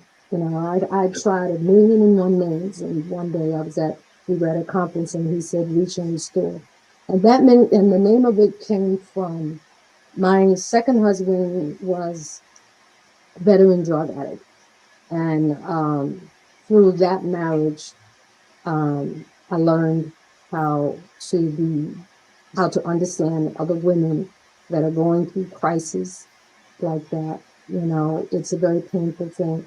But your husband goes out, you know, he's gone 3 days, 4 days, or whatever, you know, you have to go to work, you know, you know, because you're attached to this person, you know, you're Mhm. concerned, you know, I mean, it's a good way to lose 5 pounds, you know.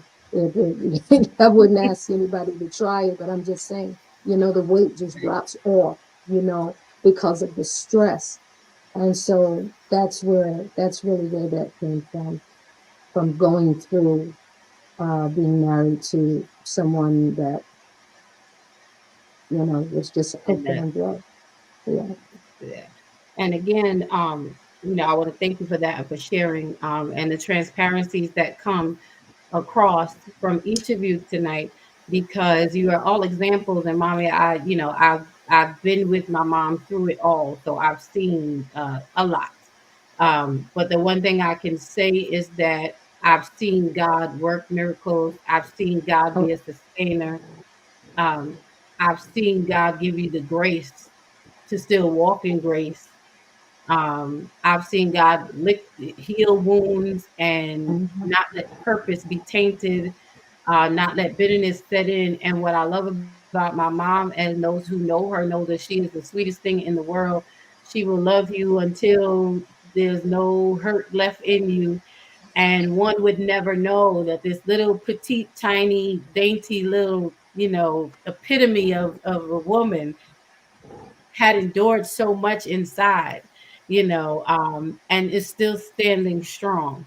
And so I thank you, Mom, for being the pillar of strength that you have been and that you are. And I give you a bravo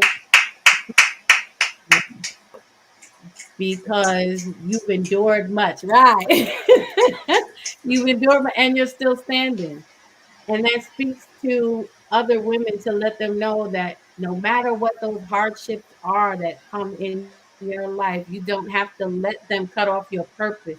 You can still be and achieve and become everything that is in you that God designed and purposed for you to be. So salute to you again, Mom. I want to say bravo to all of you women. I am so blessed and thankful. I want to thank everyone for hanging out with us tonight. This has been good to my spirit and my soul. I pray you like, subscribe, and share it with someone else. I did this tonight because they are unsung sheroes. They are amazing forces, wealths, and gems in your community. Tap into them. Each one of them is, we are connected, I realize, through worship, through writing. Everyone has a book. My mom, she's also an author. She didn't put that down, but she's an author. She wrote a co-authored a book called Letters to Her Mom. Um, connected through worship, through God, through being an author, through um, our outside ministries and organizations, through the work that we do through others, just being the amazing dynamic women that you are. And I salute each and every one of you.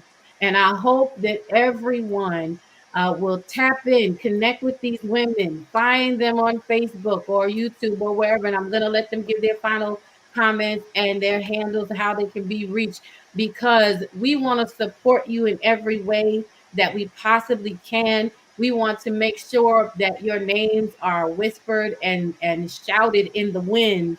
You don't have to be in the same state with them to support. We're connected right here. So, Pastor Sheila, Pastor Angela, Dr. Grimes, Pastor Tamika, Pastor Rosa, I love you and salute you and give you your flowers tonight. Thank you for going first, opening doors, and for being the unsung sheroes in our communities that you are. So, I'm going to start with Pastor Rosa. If you could tell people how to reach you and just your final thoughts of encouragement, final word of encouragement to somebody tonight. Well, you can reach me at griffinrosa07 at gmail.com, or I'm on Facebook. Actually, now I have a Facebook page, Reach Me Restore Women's Outreach Ministry. Um, my final words is I just don't know where I would be without God. I just don't.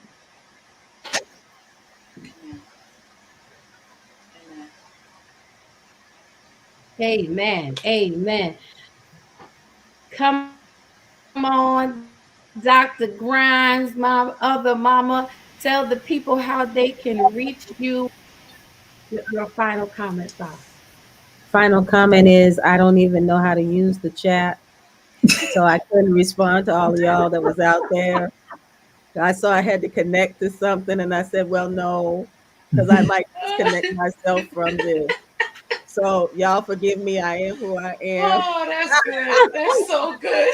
I don't know how to do all of that. I'm not tech savvy, but you can That's my other email mama. me. That's my. What You see, you can email me lwcc738 at gmail.com. That's the church email, lwcc738, which comes from, of course, John 7:38. He who believes on me, as the scripture has said, out of his belly will flow rivers of living water, at gmail.com. I love y'all. I love you, Dawn. I'm so impressed. I will catch up with all of you. Bravo with Sheila, Pastor. And wait a minute, Mother. We will talk that's later. okay. Amen. God bless you, everybody. Amen. That's my other mom. I hope y'all see why they're my moms. I hope really you would not know which one of them gave birth to me. You would not. Okay. Come on, my beautiful sister, Pastor Angela. Come on and share with people how they can reach out to you and people connect in your final word. God bless you, everyone. You can reach me on Facebook at Pastor Angela B. Walker. You can reach me via email at info at mothersunitedagv.com. And my website information was shared if you want to view it or support our mission with women who have lost children and survivors of domestic violence and sexual assault. So and my word is, you are not too broken that God cannot fix you and Come repair on. you. No matter what you've gone through, no matter how fragmented you feel that you are, the potter is able to put you back together again. Mhm. Come on. Amen. Come on. Mhm. Yes, ma'am. And come on, Queen B, the curator of this space, the amazing Auntie Bravo, who I love to pieces and back together. Come on, tell the people how can we reach you, ma'am? Well, you can reach me at www.sheila-ingram.com or Sheila Ingram Ministries at gmail.com, or right here on the Bravo Network, you can reach out to us at Bravo with Sheila at gmail.com. That's two different emails, and then that's the website. And yeah, this was so wonderful, so absolutely wonderful. I'm so happy. Niece, you are doing it. Thank you for doing it. Thank you for caring enough. Thank you for bringing us together. Thank you for your heart towards people. You know, your heart is beautiful and you're doing so wonderful. And just to meet two new sisters, you always tell me about your Pastor Grimes. You always tell me about her, how she keeps you in check, and you've given me a lot of stories about you and her. And my beautiful sister, thank you so much for sharing your ministries and what you're doing, all of you. And Pastor Rosa, well, you know, I see you we're off for, it's Good Friday, so no woman of God, grace tomorrow, you know, but we, you know, I see you and talk to you a lot, but it's been wonderful. And in a week or so, I'll be releasing. I haven't been in the studio in a long time, and the Lord had been poking at me. And I wrote a song wow, it's been a minute, and it's just sitting, and God started poking at me. So I started it. I'll be finishing it next week, and I thought this was the perfect time to release it. And the name of the song is "The Blood Still Speaks." And Mm. so I hope that when it's released, you guys will just get it and just say, "Oh, hey, she's back on the wax." It's not wax anymore, right? It's all this digital stuff. But thank you so much. I really appreciate being on the network and in your space on the network. And I yield now. Remember, when nothing changes, nothing changes, and you have to keep it moving. Amen.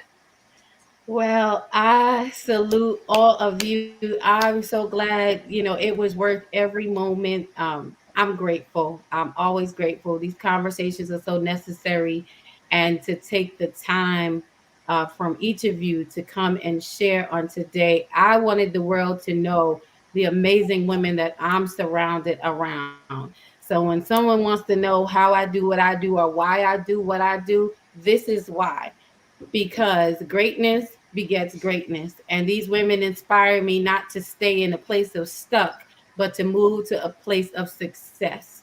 And I thank you, as I said, really for going first. Each one of you have left such an imprint in my heart and in my life. And I will continue to share everything that you do. And I thank God for you all. My final words to everyone. Well, let me tell you, first of all, it ain't over till it's over. It ain't over till it's over. This is just the end of Women's History Month, but April is just going to be as much fire as January, February, and March. Next Thursday at 7 p.m., we're going to be back right here doing some spring cleaning, talking about checking our baggage. Okay, check your bag, figure out what it is that you need to take with you. You can't pack everything because you don't need everything for where you're going. So while we spring cleaning our house, we're gonna spring clean our life in the Redeeming Me series. After that, we're coming back with Love, Marriage, and Ministry. We're having a special guest. My prophetic brother, Bishop Michael Claiborne, is coming to share one of his books, and we're gonna have two of our marriage team couples on talking and sharing. We keep it real, okay? We're gonna try to help somebody. Then we have, this is going to be the highlight. You don't want to miss it, because this is going to be toxic and people are choosing violence already. It is the verses. It's the ladies' room versus the men's lounge. It is always, always a fight going on, but it's good stuff. When we're talking about sex expectations, sex versus intimacy. Do you know what you want, and do we understand the differences? Our points of these conversations is to help us to gain better understanding of ourselves so that we can communicate more with each other, but first improve our relationship. And last, we're going to end the month with an open mic night where we're going to have some poets come on. My co-host is going to be Lady Prophetess and a poetress. And see, I'm in the church space. Poetess, my poetic partner, Ann Saunders.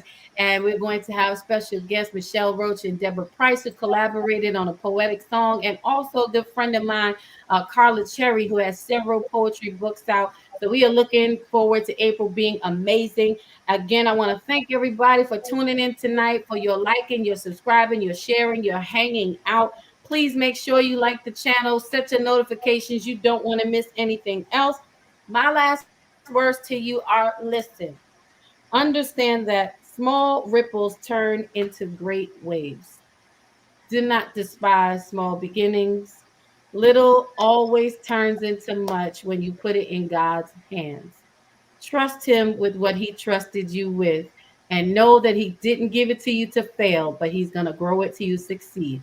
So I'm your Thursday night host, Lady Dawn B. I love you guys. Be good, be safe, be encouraged, and be back with us next week. Hang out with us for a little bit, ladies, and everybody else. We will see you next Thursday.